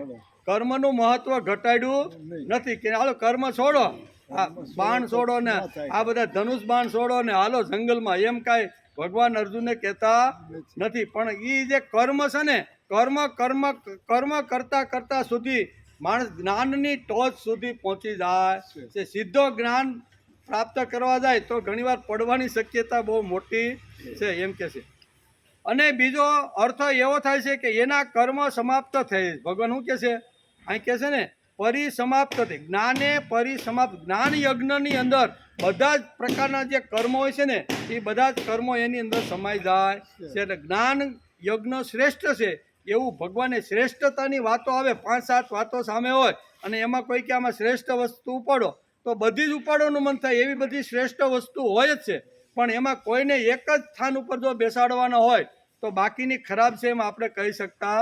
બધી શ્રેષ્ઠ છે પણ એના કરતાં શ્રેષ્ઠ આ છે. તેથી અહીં ભગવાન કહે છે શ્રેયાન દ્રવ્ય યજ્ઞ જ્ઞાન યજ્ઞ. અહીંયા પરંતપ, હે પરંતપ, હે પૃથ્વીને તપાવનાર, હે અર્જુન, હે પૃથ્વીના પુત્ર પાર્થ, આ જ્ઞાન બધા કર્મો બધા જ્ઞાનો કરતાં શ્રેષ્ઠ જ્ઞાન છે એમ ભગવાન કહે છે.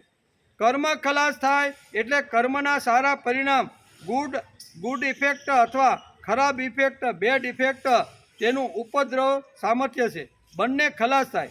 આપણે જે કાંઈ કર્મ કરીએ છીએ તેનાથી મન અને બુદ્ધિ ઉપર ફટકા પડે. કરી જોવું નહીં જોવું, ખાવું નહીં ખાવું, જાવું નહીં જવું, બોલવું નહીં બોલવું, આવા અનેક પ્રકારના મન બુદ્ધિ ઉપર ઘણીવાર ફટકા પડતા હોય છે. આપણે જે કાંઈ કર્મ કરીએ તેનાથી મન બુદ્ધિ ઉપર ફટકા બેસે. તેવી જ રીતે કર્મો કરીએ તેનાથી સુખો પણ મળે અને કર્મના આ બંને પરિણામો જ્ઞાનથી ચાલ્યા જાય છે. જ્ઞાનથી કેવી રીતે? હું જે કાંઈ કર્મ કરું છું બરોબર એ યજ્ઞ એટલે કે જ્ઞાન યજ્ઞના માધ્યમથી હું કર્મ કરતો રહેલો છું અને એમાંથી સુખ આવે દુઃખ આવે, યશ મળે અપયશ મળે, આ બધું જ્ઞાનથી જતું રહે. સુખ આવે તો ભગવાન તારી કૃપા છે, તું મને પ્રસાદ સમજીને ઘણું બધું સુખ મોકલતો રહેલો છે. દુઃખ આવે તો ભગવાન મારી કસોટી કરવા માટે, મને ઘડવા માટે હું આડો હવળો ભાગવા માંડ્યો હતો ને, તેથી ભગવાન તે આ દુઃખ મોકલી અને મને સીધો કરવા માટે પ્રયત્ન. આને શું કહેવાય? જ્ઞાન યજ્ઞ. જ્ઞાન યજ્ઞથી સુખ આવે દુઃખ આવે, યશ મળે અપયશ મળે, હાનિ થાય લાભ થાય, આ બધું જ્ઞાન યજ્ઞથી જતું રહે છે. એકવાર જો માણસને જ્ઞાન થાય કે ભગવાને મને જે જીવન આપ્યું છે ને એ જીવન ફક્ત મારા માટે નથી, એમાં મને કોઈ આ જગતમાં જે લાવનાર છે ને એ લાવનાર માટે પણ મારે પ્રયત્ન કરવો જોઈએ. આ જ્ઞાનની કક્ષા ભગવાને સમજાવી છે. તેથી આપણે જે કંઈ કર્મ કરીએ તેનાથી મન બુદ્ધિ પર ફટકા પડે છે. તેવી રીતે કંઈ કર્મો કરીએ તેમાંથી સુખો પણ મળે છે. કર્મના આ બંને પરિણામો જ્ઞાનથી ચાલ્યા જાય છે એમ શ્રીમદ ભગવદ્ ગીતાની અંદર અહીંયા 4થા અધ્યાયના 33મા શ્લોકની અંદર કહે છે. એ બધા જે દ્રવ્ય યજ્ઞ વગેરે બધા જે યજ્ઞો છે ને એ જ્ઞાન યજ્ઞની અંદર અહીંયા ખલાસ થઈ જાય, એમાં પૂરેપૂરા ભળી જાય છે એમ ભગવાને બહુ પરિસમાપ્ય છે. સમાપ્ય એ ગુજરાતી જેવો જ શબ્દ છે, સમાપ્ત થઈ જાય ત્યાં પછી આ કાંઈ આવતું નથી. તેથી ભગવાન કહે છે કે શ્રેયાન દ્રવ્યો મયા ધજ્ય જ્ઞાન યજ્ઞ પરંતપ સર્વ કર્માખિલમ પાર્થ. જે બધાએ જે કાંઈ કર્મો છે ને હે પાર્થ એ બધા જ કર્મો જ્ઞાને પરિસમાપ્ત થાય. જ્ઞાનની અંદર બધા જ કર્મો સમાપ્ત થઈ જાય, ભળી જાય છે અને પછી આ જ્ઞાન યજ્ઞ શ્રેષ્ઠ છે એવું ભગવાનને આ શ્લોકમાં કહેવાનું છે. પછી કર્મ કેવું રહે તો કે દાંત કાઢીને આ બધું થઈ જાય એટલે કર્મ કેવું થઈ જાય તો કે દાંત કાઢી નાખેલો જે સર્પ હોય ને પછી આપણે એને પકડીએ તો આપણે કાંઈ નુકસાન કરતો નથી, પણ દાંતવાળો હોય ને દંશ મારે તો વળી ઝેર આપણા શરીરમાં આવે અને ઘણીવાર મૃત્યુને મુખમાં પણ ઘણીવાર ધકેલી દે છે. તેથી આ જ્ઞાન થયા પછી જ્ઞાન કેવું તો કે આ જ્ઞાન એવું કે સર્પના મોઢામાંથી દાંત કાઢી નાખ્યા પછી એ આપને કદાચ દંશ મારે તો પણ અસર થતું નથી. એમ સુખ આવે દુઃખ આવે, યશ મળે અપયશ, જે કાંઈ દંશ મારે ને એની અસર આ જ્ઞાન યજ્ઞ જે કરે છે ને, જ્ઞાન જેને પરિપૂર્ણ પ્રાપ્ત કરી લીધું છે ને એને દુઃખ થતું. નરસિંહ મહેતા કે કાંઈ વાંધો નહીં, ભાંગી જંજાળ સુખે બસું. હવે યુવાનીમાં કોઈની પત્ની મરી જાય તો ઘણીવાર દુઃખ થાય કે નહીં? અહીં નરસિંહ મહેતાને દુઃખ થવું જોઈએ કે નહીં? પત્ની ઘણીવાર આડી હવળી ઊભી હવળી હાલે તો દુઃખ થવું જોઈએ કે નહીં? પણ તુકારામને દુઃખ થયું નહીં, નરસિંહ મહેતાને દુઃખ થયું નહીં. અને સારી જો પત્ની મળે હાથમાં હાથ મિલાવીને ભગવાનના કામની અંદર જો મને રાત દિવસ જો મદદ કરતી હોય એવી હોય તો એ પણ ભગવાનની કૃપા છે. એકનાથના જીવનમાં આવા 3 સંતો થઈ ગયા ભારતની અંદર. એકનાથને અનુકૂળ પત્ની મળી, ગિરજાબાઈ જેવી પત્ની મળીને તેથી એ ભગવાનનું સારામાં સારું કામ કરી શક્યા. એટલું જ નહીં પણ દ્વારકાધીશને દ્વારકા છોડી અને 12 વર્ષ સુધી એનું વાયદું કરવા માટે ભગવાન આવ્યા. કેવા? ભગવાન પોતે વાયદું કરે, વાસણ માંજે, કપડાં ધોવે, ગાયો ધોવે, હંજવારો કરે, રસોઈ બનાવે, કાવડ ગોદાવરીમાંથી પાણી ભરવા કાવડ. 12 વર્ષ સુધી કેટલા? એકાદ દિવસ નહીં. શાસ્ત્રકારો કહે છે કે 12 વર્ષ સુધી કાળિયો ઠાકોર જે છે ને એ દ્વારકા છોડીને પેઠણની અંદર એકનાથના ઘરે શ્રીખંડિયા તરીકે નોકર તરીકે કામ કરવા લાગ્યો. હજી અહીં એકનાથને તો ખબર નથી કે આ વિશ્વપતિ મારે ઘરે છે. એ તો કોઈ બ્રાહ્મણ આવીને દરવાજો ખખડાવીને કહે છે કે તમારો ઓલો નોકર શ્રીખંડિયો ક્યાં છે? તો કે એ તો હમણાં ગોદાવરી પાણી ભરવા માટે ગયો છે. દ્વારકાના મંદિરમાંથી આ ભાઈ જ્યારે અનુષ્ઠાન કરીને જ્યારે ગયા ને ત્યારે કાળિયાધીશે કીધું કે ભાઈ હું આ મંદિરમાં ખાલી ટેસ્યું છે, મારું મૂર્તિ છે, મારો શ્વાસ તો અત્યારે પેઠણની અંદર એકનાથના ઘરે છે. એટલે ક્યાં ગુજરાત અને ક્યાં મહારાષ્ટ્ર એ હાલતા 1 મહિને સુધી અહીંયા આવ્યા અને મારે એ કાળિયાને પકડવાનો છે. એ કે ભાઈ એ પકડવા ગયા પણ અહીંયા એકનાથને પૂછે છે કે તમારે અહીંયા નોકર કરોળો ઓલો માણસ હતો એ કઈ ગયો? એ કે હમણાં જ મારે પાણીની જરૂર હતી ને એટલે કાવડ લઈને ગોદાવરી પાણી ભરવા ગયો. એ કે એણે જ મને રસ્તો બતાવ્યો. ઓલો કાવડવાળો હતો, મેં એને જ પૂછ્યું કે એકનાથનું ઘર ક્યાં? તો એણે જ મને રસ્તો. ઈ છે તમારો નોકર? તો કે હા ભાઈ, બેહો કે પાણી પીવો, હમણાં નોકર આવશે. આવ્યો? નોકર આવ્યો નહીં, ત્યાંથી અંતર્ધ્યાન થઈ જાય. કહેવાનો અર્થ કે સુખ આવે દુઃખ આવે, સારી પત્ની મળે તો ભગવાનની કૃપા, બરોબર. અગ્નિમાં ભડકા કરે એવી મળે, તુકારામને એવી મળી. કેવી? હવે કોઈ પણ પ્રશ્ન પૂછે તુકારામ તો ઊંધે ઝાટકે જ કાપી નાખે એવો, બરોબર. એકેય શબ્દ એનો પાડે કે માને મળી અને એકની પત્ની મરી ગઈ. આ 3 સંતો ખુશાલ છે કે નહીં? એટલે ગમે તેવું સુખ આવે દુઃખ આવે, યશ મળે અપયશ મળે, આ બધી હાનિ લાભ થાય, પણ જેને જ્ઞાન યજ્ઞમાં ડૂબકી મારીને જ્ઞાન જેને પ્રાપ્ત કર્યું છે ને એને આ કોઈ વાતો અસર કરતી નથી, બરોબર ને? એટલે આ બધી જ વાતો સમજાવવા માટે ભગવાન અર્જુનને કહેવી પડી કે ભાઈ આ બધા યજ્ઞ તો શ્રેષ્ઠ છે જ, તારા મનમાં ગડબડ ઊભી ન થાય કે અત્યાર સુધીનું મારું બધું ઢાંકણીમાં દળેલું બધું ક્યાં ગયું, એવું તને ન થાય. નહીં તો તું એમ કે જ્ઞાન યજ્ઞ શ્રેષ્ઠ, આ માથાકૂટ આટલી બધી મારી સામે હું કામ તમે માથાકૂટ કરી, એવું તને ન થાય. એટલા ભગવાન અહીંયા બહુ ક્લિયરિટી કરીને ભગવાન અર્જુનને સમજાવે છે કે શ્રેયાન દ્રવ્યો યજ્ઞ જ્ઞાન યજ્ઞ પરંતપ. હે પરંતપ, આ બધા યજ્ઞ કરતાં જ્ઞાન યજ્ઞ શ્રેષ્ઠ છે. એટલે કે કર્મના દાંત કાઢી લીધા પછી આપણે સાપ કાંઈ હેરાન કરે? ભગવાન શિવજીના ગળા ઉપર એ મોજ કરે છે. કારણ દાંત કાઢી નાખ્યા, આમ જાય ફૂફાડા મારે, ગમે આવે ગરુડ આવે તો આમ કરે.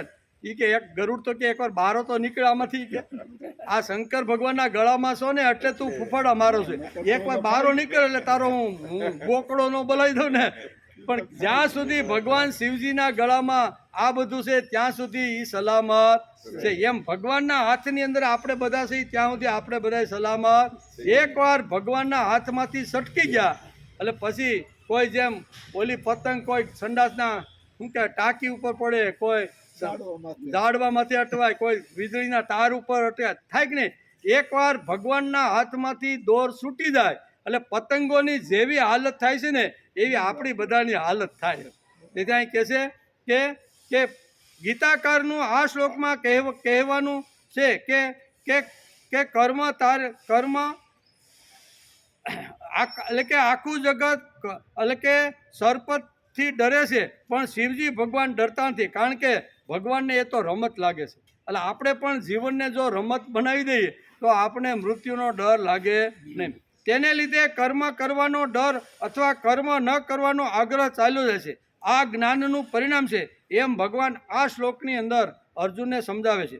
હે પરંતપ, હે પાર્થ, સાંસારિક વસ્તુઓ વડે સિદ્ધ થનાર યજ્ઞથી જ્ઞાન યજ્ઞ શ્રેષ્ઠ છે.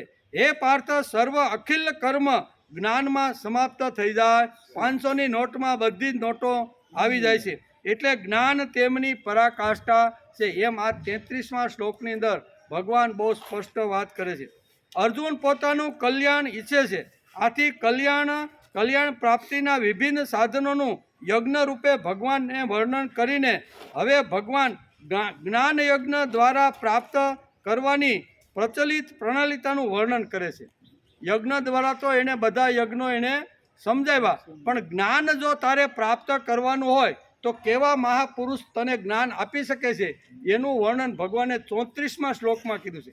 કેવો મહાપુરુષ આ જ્ઞાન આપી શકે છે, કેવા મહાપુરુષ જવાથી આ જ્ઞાન માણસને પ્રાપ્ત થાય છે, એ 34મા શ્લોકમાં ભગવાને બહુ સ્પષ્ટતા અર્જુનને કરી છે. તેથી એનો વિચાર આપણે સોમવારે, બરાબર ને, સોમવારે આપણે આવશું ને ત્યારે અહીંયા કહે છે કે આ કયું જ્ઞાન છે કે જે ભગવાને સ્વમુખે કીધું કે આવા લોકોની પાસે જો તમે બેસશો ને તો એમાંથી તમને સર્વશ્રેષ્ઠ જ્ઞાન મળશે અને એ જ્ઞાન દ્વારા તમે મારી પ્રાપ્તિ કરી શકશો. એમ 34મા શ્લોકમાં ભગવાન પોતે જ કહેવાના છે, પણ એનો વિચાર આપણે સોમવારે આવશું ત્યારે શનિ રવિ